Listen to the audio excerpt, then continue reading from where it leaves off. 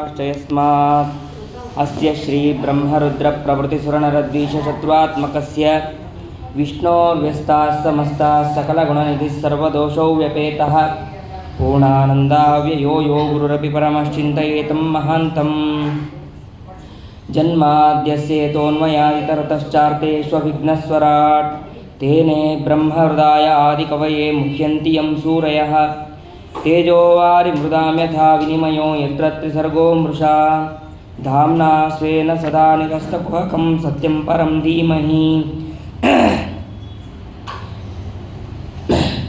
यस्या कटाक्षमात्रेण ब्रह्मरुद्रेन्द्रपूर्वकाः सुरास्वीयपदान्यापुः सा लक्ष्मीर्मे प्रसीदतु बुद्धिर्बलं यशोधैर्यं निर्भयत्वमरोगता अजाड्यं वाक्पटुत्वं च हनुमत्स्मरणात् भवेत् भवति यदनुभावादेडमूकोऽपि वाग्मी जडमतिरपिजन्तुर्जायते प्राज्ञमौलिः सकलवचनचेतो देवता भारती सा मम वचसि निधत्तां सन्निधिं मानसे च यं प्रौरजन्तमनुपेतमपेतकृत्यं द्वैपायनो विरहकातुर आजहाव पुत्रेति तन्मयतया तरवोऽपि नेदुः तं सर्वभूतहृदयं मुनिमानतोऽस्मि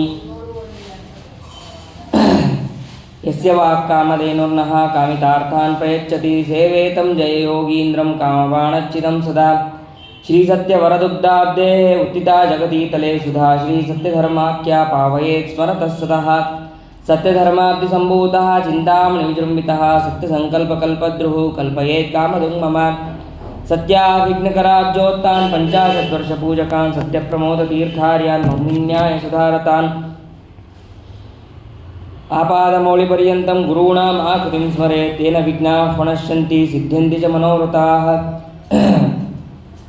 श्री सत्यात्मतीर्थस्वामी श्रीपादगुरुभ्यो नमः हरिः ओಂ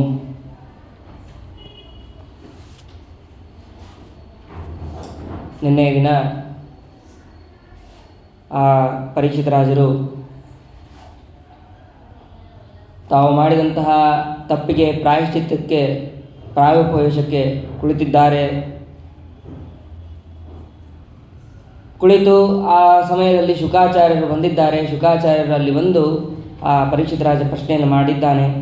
ಶ್ರೋತವ್ಯ ಮತೋ ಜಪ್ಯಂ ಯತ್ಕರ್ತವ್ಯಂ ರುಭಿಸ್ಸದಾ. ಮರಣಕಾಲ ಸಮೀಪಿಸಿದಾಗ ಯಾವುದನ್ನು ಮಾಡಬೇಕು ಯಾವುದನ್ನು ಮಾಡಬಾರದು ಅದನ್ನು ನನಗೆ ಹೇಳ್ರಿ. ನಿನಗೆ 7 ದಿನ ಟೈಮ್ ಇದೆ, ಆದರೆ ಆ ಖಟ್ವಾಂಗನಿಗೆ ಕೇವಲ 48 ನಿಮಿಷಗಳ ಮಾತ್ರ ಇತ್ತು. ಅಂಥವನಿಗೆ ಮುಕ್ತಿಯಾಗಿದೆ ಅಂತಂದಮೇಲೆ ನಿನಗೆ 7 ದಿನ ಇದೆ ಅಂತಂದು ಆ ಪರೀಕ್ಷಿತರಾಜನಿಗೆ ಧೈರ್ಯವನ್ನು ತುಂಬಿದ್ದಾರೆ. ಅದಾದ ಮೇಲೆ ಭಗವಂತನ ಬ್ರಹ್ಮಾಂಡದ ಶರೀರವೇ ಭಗವಂತನ ಒಂದು ಪ್ರತಿಮೆ. ಆ ಪ್ರತಿಮೆಯಲ್ಲಿ ಯಾವ್ಯಾವ ಲೋಕಗಳು ಎಲ್ಲೆಲ್ಲಿದೆ ಅಂತ ಅನ್ನೋದನ್ನು ನಿನ್ನೆ ಸಂಕ್ಷೇಪವಾಗಿ ತಿಳಿದಿದ್ದೇವೆ. ನಾನಾ ರೀತಿಯಾದಂತಹ ಶಬ್ದಗಳು, ಆ ಶಬ್ದಗಳೆಲ್ಲವೂ ಕೂಡ ಭಗವಂತನ ಪರವಾಗಿಯೇ ಇದೆ ಅಂತನ್ನೋದನ್ನು ಕೂಡ ನಿನ್ನೆ ತಿಳಿದ್ವಿ. ಸರಿ, ಮುಂದೆ ನಮಗೆ ಪೂರ್ಣವಾಗಿ ಭಗವಂತನ ಅವಯವಗಳನ್ನು ಚಿಂತನೆ ಮಾಡೋಕ್ಕಾಗದೇ ಹೋದರೆ ಒಂದೊಂದು ಅವಯವಗಳನ್ನಾದರೂ ಚಿಂತನೆ ಮಾಡಬೇಕು. ಏಕೈಕ ಶೋಂಗಾನಿ ಧಿಯಾನುಭಾವೇ ಪಾದಾದಿ ಯಾವತ್ ಹಸಿತಂ ಗದಾವೃತಃ ಜಿತಂ ಜಿತಂ ಸ್ಥಾನಂ ಅಪೋಕ್ಷ್ಯಧಾರಯೇ ಪರಂ ಪರಂ ಶುದ್ಧತಿ ಧೀರ್ಯತಾ ಯಥಾ. ಆ ಭಗವಂತನನ್ನು ಕೇವಲ ಒಂದು ಪ್ರಾದೇಶ ಮಾತ್ರ ರೂಪದಲ್ಲಿದ್ದಾನೆ ಭಗವಂತ. ಆ ಪ್ರಾದೇಶ ರೂಪದಿಂದ ಭಗವಂತನನ್ನು ನಾವು ತಿಳಿತಾ ಹೋಗಬೇಕು. ಕೇಚಿತ್ ಸ್ವದೇಹಾಂತರ ಹೃದಯಾವಕಾಶೆ ಪ್ರಾದೇಶ ಮಾತ್ರ ಪುರುಷಂ ವಸಂತಂ. ಆ ಭಗವಂತ ಹೇಗಿದ್ದಾನೆ, ಪ್ರಾದೇಶ ಮಾತ್ರದಲ್ಲಿ ಅಷ್ಟೇ ಇಲ್ಲ, ಆ ಪ್ರಾದೇಶ ರೂಪ ಅಂತಂದರೆ ಇಷ್ಟೇ, ಚೋಟು ರೂಪ. ಆ ರೂಪದಲ್ಲಿ ಎಲ್ಲ ಅವಯವಗಳು ಇದೆ, ಎಲ್ಲ ಅಲಂಕಾರ ಭೂಷಿತನಾಗೂ ಇದ್ದಾನೆ ಭಗವಂತ. 4 ಕೈಗಳು ಮತ್ತು ಶಂಖ ಚಕ್ರ ಗದಾಧರ ಇವೆಲ್ಲವನ್ನು ಕೂಡ ಧಾರಣೆಯನ್ನು ಮಾಡಿದ್ದಾನೆ. ಪ್ರಸನ್ನ ವಕ್ತನಾಗಿದ್ದಾನೆ. ಕಮಲದಂತೆ ಕಣ್ಣು, ಅರಳಿದಂತೆ ಕಣ್ಣು ಉಳ್ಳವನಾಗಿದ್ದಾನೆ. ಆಮೇಲೆ ಯಾವಾಗಲೂ ಮಂದಹಾಸದಿಂದ ಕೂಡಿದ್ದಾನೆ ಭಗವಂತ. ಆಮೇಲೆ ಎದೆಯಲ್ಲಿ ವಕ್ಷಸ್ಥಳದಲ್ಲಿ ಲಕ್ಷ್ಮಿಯನ್ನು ಇಟ್ಕೊಂಡಿದ್ದಾನೆ. ಆಮೇಲೆ ಕೌಸ್ತುಭ ಮಾಲೆಯನ್ನು ಹಾಕ್ಕೊಂಡಿದ್ದಾನೆ, ವನಮಾಲೆಯನ್ನು ಹಾಕ್ಕೊಂಡಿದ್ದಾನೆ. ಆಮೇಲೆ ಪೀತಾಂಬರಧಾರಿಯಾಗಿದ್ದಾನೆ. ಈ ರೀತಿಯಾಗಿ ಭಗವಂತನನ್ನು ಧ್ಯಾನವನ್ನು ಮಾಡಬೇಕು. ಸರಿ, ಈ ರೀತಿಯಾಗಿ ಧ್ಯಾನ ಮಾಡೋಕ್ಕಾಗದೇ ಹೋದರೆ ಒಂದೊಂದು ಅವಯವಗಳನ್ನು ಧ್ಯಾನ ಮಾಡಬೇಕು ಅನ್ನೋದು ಸರಿ. ನಾವು ಬೇಕಾದಷ್ಟು ಕರ್ಮಗಳನ್ನು ಮಾಡ್ತಾ ಇರ್ತೀವಿ, ಕಾರ್ಯಗಳನ್ನು ಮಾಡ್ತಾ ಇರ್ತೀವಿ. ಆ ಎಲ್ಲ ಕಾರ್ಯಗಳನ್ನು ಮುಗಿದ ಮೇಲೆ ಭಗವಂತನಿಗೆ ಸಮರ್ಪಣೆ ಮಾಡಬೇಕು. ಭಗವಂತನಿಗೆ ಸಮರ್ಪಣೆ ಮಾಡಬೇಕು. ಆ ಸಮಯಕ್ಕೆ ನಮಗೆ ಭಗವಂತನ ಸ್ಮರಣೆ ಬರದೇ ಹೋದರೆ ದಿನದ ಕೊನೆ ಕಾಲದಲ್ಲಾದರೂ ಕೂಡ ಭಗವಂತನಿಗೆ ನಾವು ಇವತ್ತು ಬೆಳಗಿನ ಮಾಡಿದಂತಹ ಎಲ್ಲ ಸತ್ಕರ್ಮಗಳನ್ನು ಭಗವಂತನಿಗೆ ಸಮರ್ಪಣೆ ಮಾಡಬೇಕು. ಯಾವನ್ನ ಜಾಯೇತ ಪರಾವರೇಸ್ಮಿನ್ ವಿಶ್ವೇಶ್ವರೇ ದೃಷ್ಟರೆ ಭಕ್ತಿಯೋಗ ತಾವಸ್ತವೀಯ ಪುರುಷಸ್ಯ ರೂಪಂ ಕ್ರಿಯಾವಸಾನೆ ಪ್ರಯತ ಸ್ಮರೇತ. ಯಾದವಾರ್ಯರು ಹೀಗೆ ಹೇಳ್ತಾರೆ, ಕ್ರಿಯಾವಸಾನೆ ಪ್ರಯತ ಸ್ಮರೇತ. ನಾವು ಮಾಡುವಂತಹ ಒಂದೊಂದು ಕೆಲಸ ಆದಮೇಲಾದರೂ ಭಗವಂತನಿಗೆ ಸಮರ್ಪಣೆ ಮಾಡಬೇಕು. ಇದು ಎಲ್ಲವನ್ನೂ ಕೂಡ ನಾವು ಸ್ಮರಣೆ ಮಾಡಿಕೊಂಡು ಆ ಭಗವಂತನ ಹೀಗಿದ್ದಾನೆ ಭಗವಂತ ಅನ್ನೋದನ್ನೆಲ್ಲವನ್ನೂ ಸ್ಮರಣೆ ಮಾಡಿಕೊಂಡು ಭಗವಂತನಿಗೆ ಸಮರ್ಪಣೆ ಮಾಡೋದು ಒಂದು ವಿಧಾನ. ಇಲ್ಲ ಅಂದರೆ ನಾವು ದಿವಸದ ಕೊನೆಯ ಕಾಲದಲ್ಲಾದರೂ ಕೂಡ ಭಗವಂತನಿಗೆ ಸಮರ್ಪಣೆಯನ್ನು ಮಾಡಬೇಕು ಅಂತ ಅನ್ನೋದನ್ನು ಇಲ್ಲಿ ತಿಳಿಸ್ತಾರೆ. ಇದಾದ ಮೇಲೆ ಅನೇಕ ವಿಧವಾದಂತಹ ಮಾರ್ಗಗಳಿದೆ. ದೇವಯಾನ, ಪಿತೃಯಾನ, ಹೀಗೆ ಅದರಲ್ಲಿ ಹೋಗುವಂತಹ ಜ್ಞಾನಿಗಳು ಅವರೆಲ್ಲ ಹೇಗೆ ಸಾಧನೆಯನ್ನು ಮಾಡ್ತಾರೆ ಅಂತಂದರೆ, ಯಾರು ಯೋಗ ಮಾರ್ಗದಿಂದ ಹೋಗೋದಕ್ಕೆ ಇಚ್ಛೆ ಪಡ್ತಾರೋ ಅವರು ತಮ್ಮ ಹಿಂಬಡದಿಂದ ಗುದದ್ವಾರವನ್ನು ಗಟ್ಟಿಯಾಗಿ ಒತ್ತಿಕೊಂಡು ಅಲ್ಲಿ ವಿರಾಜನಲ್ಲಿ ಕುಳ್ಕೊಂಡಿರಬೇಕು. ವಿರಾಜನದಲ್ಲಿ ಕೂತಾಗ ಆ ಗುದದ್ವಾರದಿಂದ ತಮ್ಮ ವಾಯುವನ್ನು ಮೇಲೆ ತನಕ ತೊಗೊಂಬರಬೇಕು. ಆ ಚತುರ್ದಳವಾದಂತಹ ಷಟ್ಪದ್ಮ ಏನಿದೆ ಅದು ಮೂಲಾಧಾರದಲ್ಲಿ ಇರುವಂತಹ ಆರದಳ ಪದ್ಮ, ಆ ಪದ್ಮದಲ್ಲಿರುವಂತಹ ವಾಯುವನ್ನು ಕ್ರಮವಾಗಿ ನಾಭಿಯಲ್ಲಿ ತರಬೇಕು. ಅಲ್ಲಿ ಇರುವಂತಹ ನಾಲ್ಕುದಳ ಪದ್ಮ ಹೃದಯದಲ್ಲಿ, ಅಲ್ಲಿಂದ ಅಷ್ಟದಳ ಪದ್ಮ, ಹೀಗೆ ದ್ವಾದಶದಳ ಪದ್ಮ, ಮತ್ತು ತಾಲು ಮೂಲದಲ್ಲಿ ದ್ವಿದಳ ಪದ್ಮ, ಭ್ರೂ ಮಧ್ಯದಲ್ಲಿ ಚತುರ್ದಳ ಪದ್ಮ, ಇಲ್ಲಿ ತನಕ ತಂದು ಆಮೇಲೆ ಶಿರಸ್ಸಿನಿಂದ ಆ ವಾಯುವನ್ನು ಬಿಡಬೇಕು. ಇದು ಯಾರಿಗೆ ಯೋಗ ಮಾರ್ಗದಿಂದ ಯಾರು ಹೋಗ್ತಾ ಇರ್ತಾರೋ ಅವರಿಗೆ ಮಾತ್ರ ಇದು ಸಾಧ್ಯ. ಇನ್ನು ಬೇರೆ ಬೇರೆ ಮಾರ್ಗದಲ್ಲಿ ಹೋಗೋರು ಅವರಿಗೆ ಭಗವಂತನೇ ಬಂದು ಭಗವಂತನೇ ಬಂದು ಭಕ್ತಿ ಮಾರ್ಗದಿಂದ ಯಾರು ಹೋಗ್ತಾ ಇರ್ತಾರೋ ಅವರಿಗೆ ಭಗವಂತನೇ ಬಂದು ಆ ಭಗವಂತನೇ ಕರೆದುಕೊಂಡು ಹೋಗ್ತಾನೆ. ಅದಾದ ಮೇಲೆ ಅಪರೋಕ್ಷ ಜ್ಞಾನಿಗಳು ಅವರೆಲ್ಲ ಏನು ಮಾಡ್ತಾರೆ ಅಂತಂದರೆ, ಅದರಲ್ಲೂ ಕೂಡ ಪಕ್ವ ಸಾಧನರು, ಅಪಕ್ವ ಸಾಧನರು ಅಂತ 3 ಪ್ರಭೇದಗಳಿದೆ. ಪಕ್ವ ಸಾಧನರು, ಅಪಕ್ವ ಸಾಧನರು, ಅವರು ಅಪಕ್ವತರ, ಅಪಕ್ವತಮ ಅಂತ ಈ ರೀತಿಯಾಗಿ ಪ್ರಭೇದಗಳು. ಅದರಲ್ಲಿ ತಮ್ಮ ತಮ್ಮ ಯೋಗ್ಯವಾದಂತಹ ಸ್ಥಾನವನ್ನು ಅವರು ಪಡಿಬೇಕು ಅಂತ ಹೇಳಿ ಅವರು ಯಾವ ರೀತಿಯಾಗಿ ಧ್ಯಾನವನ್ನು ಮಾಡಿದರೆ ಯುಕ್ತ ಅಂತ ಅನ್ನೋದು ತಿಳಿಸಿದ್ದಾರೋ ಆ ರೀತಿಯಾಗಿ ಧ್ಯಾನವನ್ನು ಮಾಡಿ ಮೋಕ್ಷವನ್ನು ಹೊಂದ್ತಾರೆ ಅಂತನ್ನೋದನ್ನು ಇಲ್ಲಿ ತಿಳಿಬೇಕು. ಅದಾದ ಮೇಲೆ ಕೆಲವೊಬ್ಬರಿಗೆ ಭಗವಂತ ಯಾವ ರೀತಿಯಾಗಿ ದರ್ಶನ ಕೊಡ್ತಾನೆ ಅಂತಂದರೆ, ಒಂದು ಮಾತ್ರ ಕಾಲ ಅಂತ ಹೇಳಿದಾಗ ಎಷ್ಟು ಸಮಯ ಬೇಕೋ ಆ ಸಮಯದಲ್ಲಿ ಅಷ್ಟೇ ಭಗವಂತ ದರ್ಶನ ಕೊಡ್ತಾನೆ. ಆಮೇಲೆ ಅವರಿಗೆ ಅದರಲ್ಲಿ ಅಂತ ಅನ್ನೋದರಲ್ಲಿ 1ರ 4 ಅಂಶ ಆ ಭಾಗ ಮಾತ್ರ ಅಷ್ಟೇ ಕಾಲದಲ್ಲಿ ಭಗವಂತನ ಅಪರೋಕ್ಷ ಜ್ಞಾನ ಆಗಿ ಅವರಿಗೆ ಪಾದಯೋಗಿಗಳು ಅಂತ ಕರೀತಾರೆ. ಅವರು ಅಲ್ಲಿ ಭಗವಂತನನ್ನು ದರ್ಶನ ಮಾಡ್ತಾರೆ. ಅಂದರೆ ಒಂದು ಅಕಾರವನ್ನು ಹೇಳುವಂತಹ ಕಾಲದಲ್ಲಿ ಮಾತ್ರ. ಇನ್ನು ಒಂದು ಮಾತ್ರ ಅಕಾರದಲ್ಲಿ ಅಕಾರ ಹೀಗೆ ಅವರು ಮಾಡುವಂತಹ ಯೋಗಿಗಳಿಗೆ, ಜ್ಞಾನಿಗಳಿಗೆ, ಅಂತಹ ಯೋಗಿಗಳು ಅಂತಲೇ ಕರೀತಾರೆ. ಅವರಿಗೆ ಜನೋಲೋಕಕ್ಕೆ ಅವರು ತಪಸ್ಸನ್ನು ಮಾಡಿ ಜನೋಲೋಕಕ್ಕೆ ಹೋಗ್ತಾರೆ ಅವರು. ಇನ್ನು 6 ಮಾತ್ರಗಳ ಕಾಲ ಅಂದರೆ ಅಂಥೇಳಿ 6 ಸತೆ, ಅಷ್ಟರಲ್ಲಿ ಯಾರು ಅಪರೋಕ್ಷ ಜ್ಞಾನವನ್ನು ಮಾಡ್ಕೊಂಡಿರ್ತಾರೋ ಅವರಿಗೆ ತಪಸ್ವಿಗಳು ಅಂತ ಕರೀತಾರೆ. ಅವರು ತಪೋಲೋಕಕ್ಕೆ ಹೋಗ್ತಾರೆ.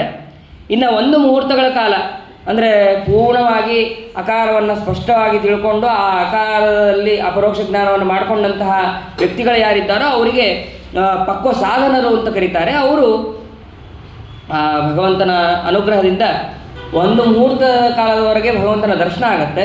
ಅವರಿಗೆ ಮಹಾರಾದಿ ಲೋಕಗಳೆಲ್ಲವೂ ಕೂಡ ಅವರಿಗೆ ಆಗತ್ತೆ, ವೈಕುಂಠ ಲೋಕವೇ ಆಗತ್ತೆ ಅಂತ ಅನ್ನೋದನ್ನು ಇಲ್ಲಿ ತಿಳಿಸ್ತಾರೆ. ಅದಾದ ಮೇಲೆ ಕೆಲವರು ಪಿಂಗಳ ನಾಡಿ, ಇಡ ಮತ್ತು ಸುಷುಮ್ನ ನಾಡಿ ಈ ರೀತಿಯಾಗಿ ಹೋಗೋರೆಲ್ಲರೂ ಕೂಡ ಇರ್ತಾರೆ. ಅವರಿಗೆ ಭಗವಂತ ನಮ್ಮ ದೇಹದಲ್ಲಿ 3 ವಿಧ, ಪಿಂಗಳ ನಾಡಿ, ಇಡ ನಾಡಿ, ಸುಷುಮ್ನ ನಾಡಿ ಅಂತ. ಆ 3 ವಿಧದಲ್ಲಿ ಯಾರು ಹೋಗ್ತಾ ಇರ್ತಾರೋ ಅವರಿಗೆ ಜನೋಲೋಕ, ತಪೋಲೋಕ ಈ ರೀತಿಯಾದಂತಹ ಯೋಗ್ಯವಾದಂತಹ ಮಾರ್ಗಗಳನ್ನು ಭಗವಂತ ಅಲ್ಲಿ ಕೊಡ್ತಾ ಇರ್ತಾನೆ ಅಂತ ಅನ್ನೋದನ್ನು ತಿಳಿಬೇಕು. ಇದೆಲ್ಲವನ್ನೂ ಕೂಡ ನಾವು ತಿಳ್ಕೊಳ್ಳೋದು ಬಹಳ ಕಷ್ಟ. ಅದಕ್ಕೆ ಯಾವ ರೀತಿಯಾಗಿ ತಿಳ್ಕೋಬೇಕು ಅಂತಂದರೆ, ತಸ್ಮಾತ್ ಸರ್ವಾತ್ಮನ ರಾಜನ್ ಹರಿಸ್ ಸರ್ವತ್ರ ಸರ್ವದಾ ಶ್ರೋತವ್ಯ ಕೀರ್ತಿತವ್ಯಶ್ಚ ಸ್ಮರ್ತವ್ಯೋ ಭಗವಾನ್ ಋಣಾಂ. ಆದ್ದರಿಂದ ಭಗವಂತನನ್ನು ಎಲ್ಲ ರೀತಿಯಿಂದಲೂ ಆನಂದಮಯನಾದಂತಹ ಭಗವಂತ, ಮತ್ತು ಅನ್ನಮಯನಾದಂತಹ ಭಗವಂತ, ಪ್ರಾಣಮಯನಾದಂತಹ ಭಗವಂತ, ಎಲ್ಲ ಭಗವದ್ ರೂಪವನ್ನು ತಿಳಿದುಕೊಂಡು ನಾವು ಭಗವಂತನನ್ನು ಧ್ಯಾನವನ್ನು ಮಾಡಬೇಕು. ಅದರಲ್ಲೂ ವಿಶೇಷವಾಗಿ ಈ ಭಾಗವತ ಅಂತ ಅನ್ನೋದೇನಾಗಿದೆ, ಪಿಬಂತಿಯೇ ಭಗವತ ಆತ್ಮನ ಸತಾಂ ಕಥಾಮೃತಂ ಶ್ರವಣ ಪುಟೇಶು ಸಂವೃತಂ ಪುರಂತಿತೆ ವಿಷಯ ವಿದೂಷಿತಾಶಯಂ ವ್ರಜಂತಿ ತಚ್ಚರಣ ಸರೋರುಹಾಂತಿಕಂ.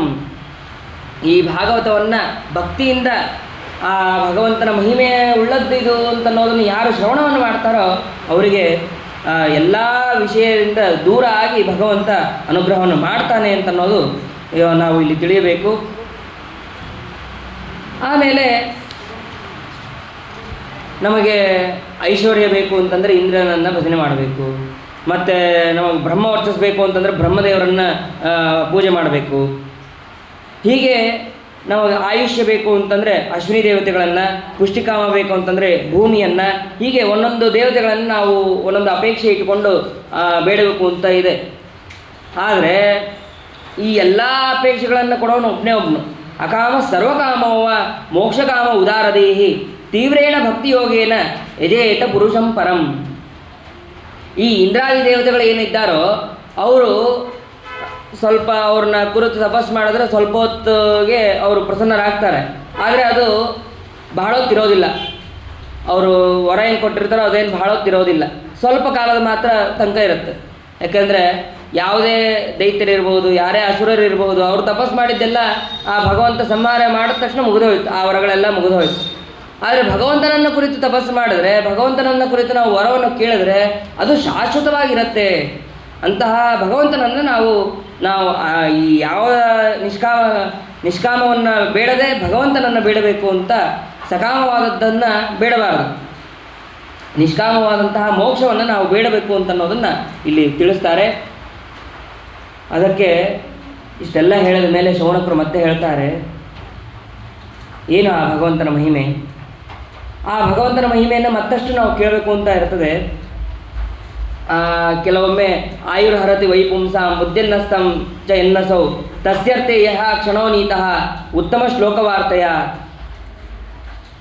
ಕಾಲ ಬೇಗ ಬೇಗ ಕಳೀತಾ ಇರುತ್ತೆ, ನಾವು ಅದನ್ನು ಸರಿಯಾಗಿ ಉಪಯೋಗಿಸ್ಕೊಳ್ಳೋದಿಲ್ಲ, ಭಗವಂತನನ್ನು ಸ್ಮರಣೆ ಮಾಡೋದಿಲ್ಲ.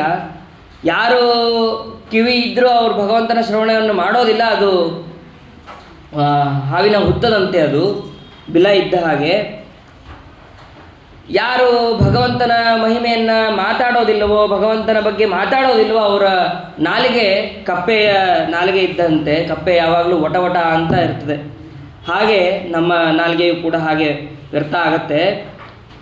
ಇನ್ನು ಭಗವಂತನ ಪೂಜೆಯನ್ನು ಮಾಡಿದಂತಹ ಕೈಗಳು ಅದು ಹೆಣದ ಕೈಗಳು. ಯಾರು ತಲೆಯನ್ನು ಇಟ್ಟುಕೊಂಡು ಆ ಭಗವಂತನಿಗೆ ನಮಸ್ಕಾರವನ್ನು ಮಾಡೋದಿಲ್ಲವೋ ಅವರು ಕಿರೀಟ ಹಾಕ್ಕೊಂಡು ಸುಮ್ಮನೆ ಕುಳಿತಂತೆ ಅಂತ ಹೇಳ್ತಾರೆ. ಬಾರಪ್ಪರಂ ಪಟ್ಟ ಕಿರೀಟ ದುಷ್ಟಂ ಅಪ್ಯುತ್ತಮ ಅಂಗಂ ನನಮೇನ್ ಮುಕುಂದಂ. ಎಷ್ಟು ಅದನ್ನು ದುಡ್ಡು ಕೊಟ್ಟು ತೊಗೊಂಬಂದು ಕಿರೀಟ ಹಾಕೊಂಡ್ರೆ ಏನು ಉಪಯೋಗ, ಭಗವಂತನಿಗೆ ನಮಸ್ಕಾರ ಮಾಡದಿದ್ರೆ ಏನು ಉಪಯೋಗ ಅದು ಅಂತ ಆ ಶೌನಕಾದಿಗಳು ಎಲ್ಲರೂ ಕೂಡ ಬೈತಾ ಇದ್ದಾರೆ. ಭಗವಂತನ ಮಹಿಮೆಯನ್ನು ಕೇಳ್ತಾ ಇದ್ರೆ ಹೇಗಾಗಬೇಕು ಅಂತಂದರೆ ತದಶ್ವಸಾರಂ ಹೃದಯಂ ಬತೇದಂ ಯದ್ಗೃಹ್ಯಮಾಣೈರ್ ಹರಿರ್ ನಾಮಧೇಯೈಹಿ ನವಿಕ್ರಯೇತಾತ ಮುಖೇ ವಿಕಾಸೋ ನೇತ್ರೇ ಜಲಂ ಗಾತ್ರ ರುಹೇಶು ಹರ್ಷಃ. ಯಾರು ಭಗವಂತನ ಮಹಿಮೆಯನ್ನು ಕೇಳ್ತಾ ಇದ್ರೆ ಆ ಭಗವಂತನ ಮಹಿಮೆಯನ್ನು ಕೇಳಬೇಕಾದ್ರೆ ಕಣ್ಣಲ್ಲಿ ನೀರು ಬರೋದು, ಮನಸ್ಸಿನಲ್ಲಿ ಆನಂದ ಆಗೋದು, ಮುಖದಲ್ಲಿ ವಿಕಾಸ ಆಗೋದು, ಇದೆಲ್ಲ ಆಗ್ತಾ ಇದ್ದರೆ ಅವರಿಗೆ ಭಗವಂತನ ಅನುಗ್ರಹ ಆಗಿದೆ, ಭಗವಂತನ ಮಹಿಮೆಯನ್ನು ಕೇಳ್ತಾ ಇದ್ದಾರೆ ಅಂತ ಅನ್ನೋದು ಗೊತ್ತಾಗುತ್ತೆ. ಇದೆಲ್ಲವನ್ನು ಯಾರಿಗೆ ಆಗೋದಿಲ್ವೋ ಅವರು ಹೃದಯ ಕಲ್ಲಿದ್ದಂತೆ ಅಂತ ಅದನ್ನು ತಿಳಿಸ್ತಾರೆ. ಅದಾದ ಮೇಲೆ ಪರೀಕ್ಷಿತ ರಾಜ ಪ್ರಶ್ನೆಯನ್ನು ಮಾಡ್ತಾನೆ. ನೀವು ಹೇಳಿದಂತಹ ಭಗವಂತನ ಮಹಿಮೆ ಬಹಳ ಅತ್ಯದ್ಭುತವಾದದ್ದು. ಮಹ್ಯಂ ಹರೇ ಕಥೆಯತಕ್ಕತಃ, ಮತ್ತಷ್ಟು ಆ ಭಗವಂತನ ಮಹಿಮೆಯನ್ನು ಹೇಳ್ರಿ. ಮತ್ತು ಅವನು ಯಾವ ರೀತಿಯಾಗಿ ಸೃಷ್ಟಿಯನ್ನು ಮಾಡಿದ, ಆ ಸೃಷ್ಟಿಯಲ್ಲಿ ಭಗವಂತನ ಲೀಲೆಗಳು ಹೇಗೆ ಹೇಗೆ ಇರುತ್ತೆ ಅದನ್ನು ಕೂಡ ನನಗೆ ವಿಸ್ತಾರವಾಗಿ ಹೇಳ್ರಿ ಅಂತಂದಾಗ ಅದಕ್ಕೆ ಶುಕಾಚಾರ್ಯರು ಋಷಿಕೇಶ ರೂಪಿಯಾದಂತಹ ಪರಮಾತ್ಮನನ್ನು ಸ್ತೋತ್ರ ಮಾಡಿ ಅವರು ಉತ್ತರವನ್ನು ಕೊಡ್ತಾರೆ. ನಮಃ ಪರಸ್ಮೈ ಪುರುಷಾಯ ಭೂಯಸೆ ಸದುದ್ಭವಸ್ಥಾನ ನಿರೋಧ ಲೀಲೆಯ ಗೃಹೀತ ಶಕ್ತಿ ತೃತೀಯಾಯ ದೇಹಿನಾಂ ಅಂತರ್ಧ್ರುವಾಯ ಅನುಪಲಭ್ಯ ವರ್ತಮನೆ. ಸರ್ವೋತ್ತಮನಾದಂತಹ ಭಗವಂತನನ್ನು ಅವರು ನಮಸ್ಕಾರವನ್ನು ಮಾಡಿ ಮುಂದೆ ಅವರು ನಾರದರ ಮತ್ತು ಬ್ರಹ್ಮದೇವರ ಸಂವಾದವನ್ನು ನಾನು ನಿನಗೆ ಹೇಳ್ತೇನೆ ಅಂತ ಹೇಳ್ತಾರೆ. ಸ್ತೋತ್ರ ಮಾಡ್ಬೇಕಾದ್ರೆ ಹೇಳ್ತಾರೆ, ತಸ್ಮೈ ಸುಭದ್ರ ಶ್ರವಸೇ ನಮೋ ನಮಃ, ಕ್ಷೇಮಂ ನ ವಿಂದಂತಿ ವಿನಾಯ ದರ್ಪಣಂ ತಸ್ಮೈ ಸುಭದ್ರ ಶ್ರವಸೇ ನಮೋ ನಮಃ.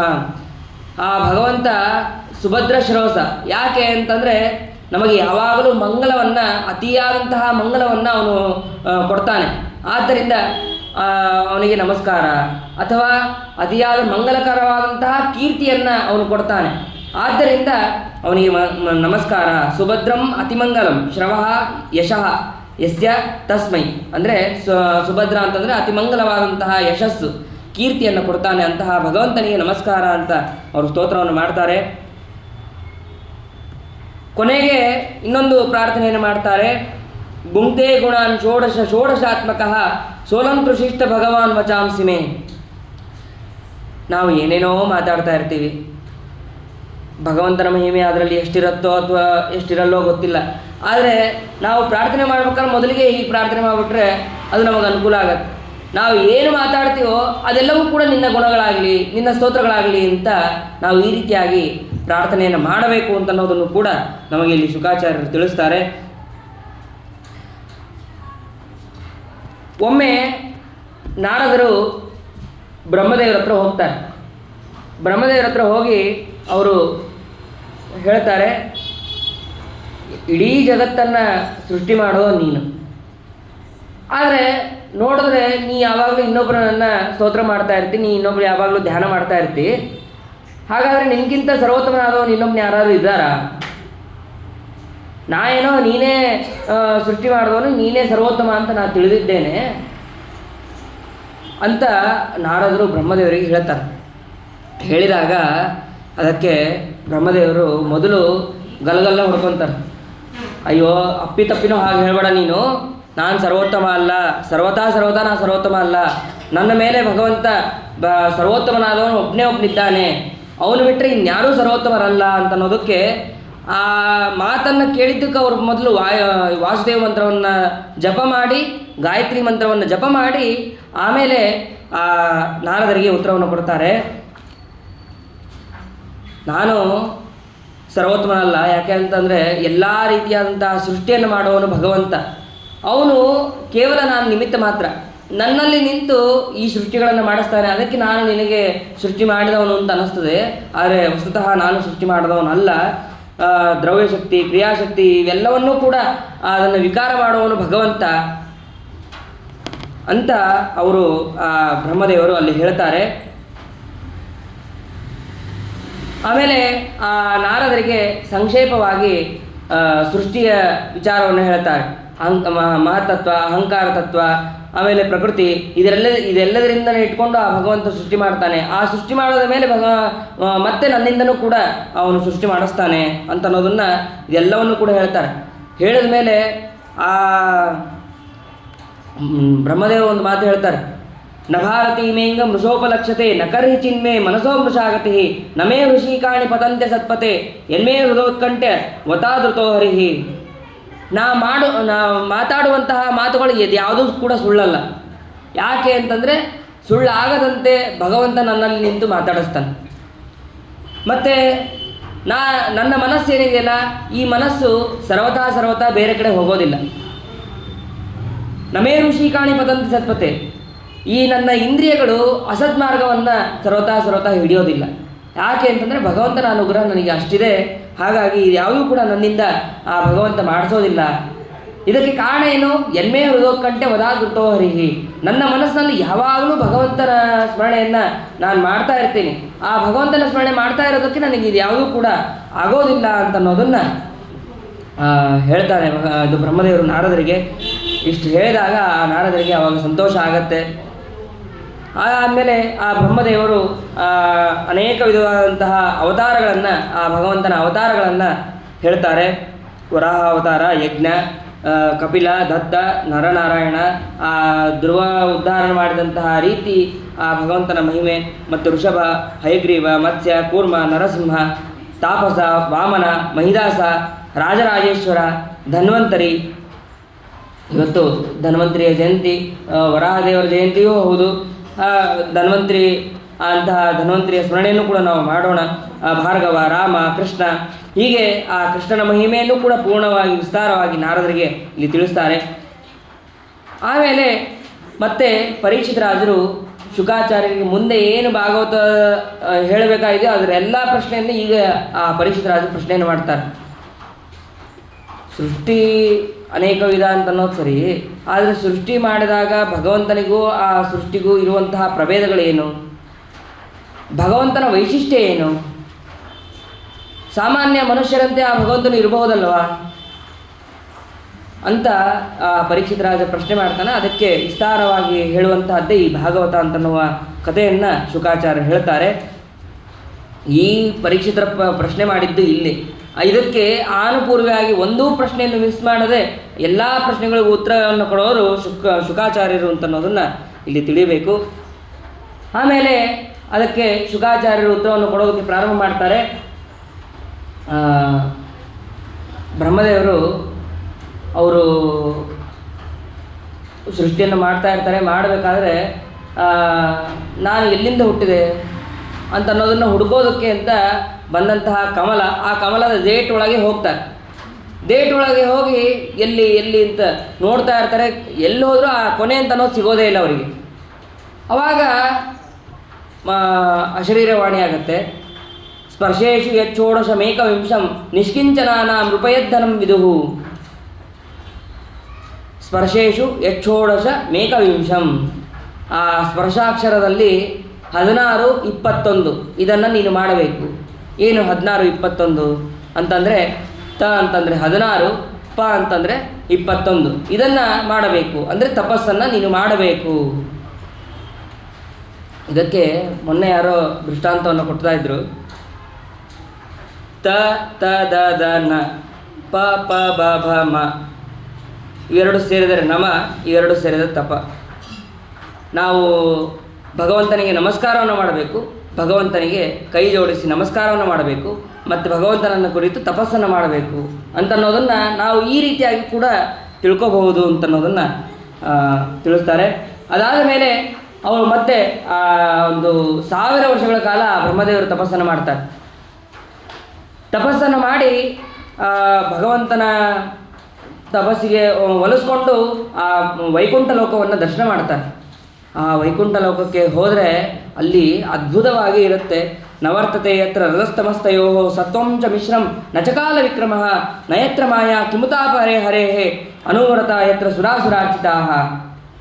ಆ ವೈಕುಂಠ ಲೋಕದಲ್ಲಿ ತಮಸ್ಸಿರೋದಿಲ್ಲ, ಇದು ರಜಸ್ಸಿರೋದಿಲ್ಲ, ಆಮೇಲೆ ಮಿಶ್ರಿತವಾದಂತಹ ಸತ್ವ ಅಂತ ಅನ್ನೋದು ಇರೋದಿಲ್ಲ.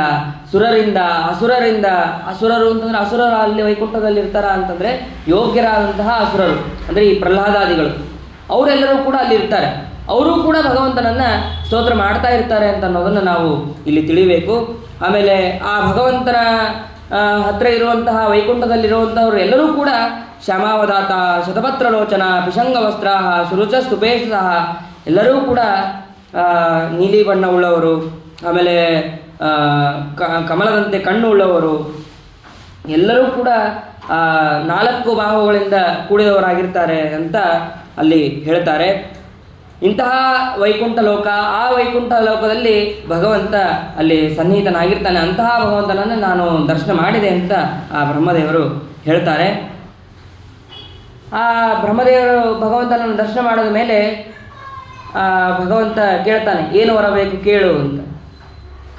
ವರಂ ಭದ್ರಂತೆ ವರೇಶಂ ಮಾಂ ಅಭಿವಾಂಚಿತಂ ಸರ್ವೇಶ್ವರೇ ಪರಿಶ್ರಾಮ ಪುಂಸಾಂ ಮದ್ದರ್ಶನವಾರಿಧಿ.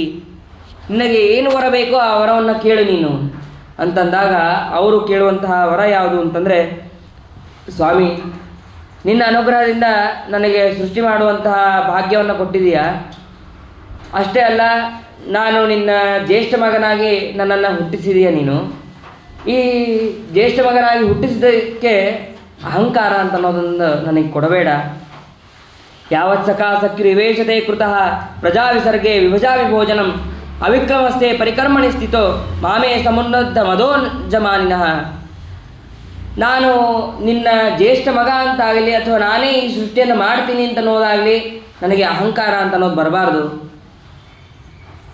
ಹೇಗೆ ಅಂತಂದರೆ ಕೆಲವೊಬ್ಬರೆಲ್ಲ ನಾನು ಆ ಕುಲದಲ್ಲಿ ಹುಟ್ಟಿದ್ದೀನಿ, ನಾನು ಈ ಕುಲದಲ್ಲಿ ಹುಟ್ಟಿದ್ದೀನಿ, ನಾನು ನಮ್ಮ ತಂದೆ ಭಾರಿ, ನಮ್ಮ ತಾತ ಭಾರಿ ಅಂತ ಎಲ್ಲರೂ ಕೂಡ ಅಂದ್ಕೊಂಡು ಓಡಾಡ್ತಾ ಇರ್ತಾರೆ. ಆದರೆ ಕೆಲವೊಬ್ಬರು ಅದು ಯಾವುದನ್ನೂ ತೋರಿಸ್ಕೊಳ್ಳದೆ ಇರ್ತಾರೆ. ಅದರಲ್ಲಿ ನಾವು ಬ್ರಹ್ಮದೇವರಂತೆ ಅವರಂತೆ ಪೂರ್ಣವಾಗಿ ನಾವು ಸ್ತೋತ್ರ ಮಾಡ್ಕೊಳ್ಳೋದಕ್ಕೂ ಆಗೋಲ್ಲ, ಅಹಂಕಾರವನ್ನು ಪಡೆದೇ ಇರೋದಕ್ಕೂ ಆಗೋಲ್ಲ. ಕಿಂಚಿತ್ತಾದರೂ ಅಹಂಕಾರವನ್ನು ಪಡೆದೇ ನಾವು ಆ ಕುಲದವರು ಈ ಕುಲದವರು ಅಂತನ್ನುವಂಥ ಅಹಂಕಾರವನ್ನು ಪಡೆದೇ ಸುಖವಾಗಿ ಇರುವಂತೆ ಆ ಭಗವಂತ ನಮಗೆ ಅನುಗ್ರಹವನ್ನು ಮಾಡಲಿ ಅಂತ ನಾವು ಭಗವಂತನಲ್ಲಿ ಕೇಳೋದು. ಆಮೇಲೆ ಆ ಭಗವಂತ ಬ್ರಹ್ಮದೇವರಿಗೆ ಉಪದೇಶವನ್ನು ಮಾಡ್ತಾನೆ. ಅಹಮೇವಾಸಮಗ್ರೇ ಚ ನಾಣ್ಯದ್ಯತ್ ಸಹಸತ್ಪರಂ ಪಶ್ಚಾದಹಂ ತ್ವಮೇತಚ್ಚ ಯೋ ಶಿಷ್ಯೇತ ಸೋಸ್ಮ್ಯಹಂ ಋತೇರ್ಥಂ ಯತ್ ಪ್ರತೀಯೇತ ನ ಪ್ರತೀಯೇತ ಚಾತ್ಮನಿ ಯದ್ವಿದ್ಯಾದಾತ್ಮನೋ ಮಾಯಾಂ ಯಥಾಭಾಸೋ ಯಥಾತಮಃ ಯಥಾ ಮಹಾಂತಿ ಭೂತಾನಿ ಭೂತೇಷು ಉಚ್ಚಾವಚೇಷುತ ಪ್ರವಿಷ್ಟಾನ್ಯಪ್ರವಿಷ್ಟಾನಿ ತಥಾ ತೇಷು ನತೇಷ್ವಹಂ ಏತಾವದೇವ ಜಿಜ್ಞಾಸ್ಯಂ ತತ್ವಜಿಜ್ಞಾಸುನಾತ್ಮನಃ ಅನ್ವಯ ವ್ಯತಿರೇಕಾಭ್ಯಾಂ ಯಸ್ಯಾತ್ ಸರ್ವತ್ರ ಸರ್ವದಾ. ಈ 18,000 ಶ್ಲೋಕ ಏನಿದೆಯಲ್ಲ, ಆ 18,000 ಶ್ಲೋಕಗಳು ಕೇವಲ ಈ 4 ಶ್ಲೋಕದ ಅರ್ಥಗಳಾಗಿದೆ. ಈ 4 ಶ್ಲೋಕಗಳನ್ನೇ ವೇದವ್ಯಾಸದೇವರು ಅಷ್ಟು ವಿಸ್ತಾರವಾಗಿ ಮಾಡಿ ಹೇಳಿದ್ದಾರೆ. ಅಷ್ಟು ಅರ್ಥಗರ್ಭಿತವಾದದ್ದು ಈ ಚತುಶ್ಲೋಕಿ ಭಾಗವತ ಅಂತನ್ನೋದು. ಅಹಮೇವಾಸಮಗ್ರೇ ಚ, ಹುಟ್ಟುವಾಗ ನಾವು ಸ್ವತಂತ್ರವಾಗಿ ಹುಟ್ಟೋದಿಲ್ಲ, ಇನ್ನು ಸಾಯುವಾಗ ಅವಾಗೂ ಕೂಡ ನಾವು ಸ್ವತಂತ್ರವಾಗಿ ಹುಟ್ಟೋದಿಲ್ಲ, ಸ್ವತಂತ್ರವಾಗಿ ಸಾಯೋದಿಲ್ಲ. ಇನ್ನು ಮಧ್ಯಕಾಲದಲ್ಲಿ ನಾವು ಸ್ವತಂತ್ರವಾಗಿ ಇರೋದಿಲ್ಲ. ಅದಕ್ಕೆ ಭಗವಂತ ಹೇಳ್ತಾನೆ, ಪ್ರಳಯ ಕಾಲದಲ್ಲೂ ನಾನೇ ಸ್ವತಂತ್ರವಾಗಿರೋದು, ಆದಿಕಾಲದಲ್ಲಿಯೂ ನಾನೇ ಸ್ವತಂತ್ರವಾಗಿರೋದು, ಮತ್ತು ಈ ಮಧ್ಯ ಕಾಲದಲ್ಲಿಯೂ ಸ್ವತಂತ್ರವಾಗಿರೋದು ನಾನು ಒಬ್ಬನೇ ಅಂತ ಆ ಭಗವಂತ ಹೇಳ್ತಾನೆ. ಭಗವಂತ ಹೇಳಬೇಕಾದ್ರೆ ಋತೇರ್ಥಂ ಯತ್ ಪ್ರತೀಯೇತ,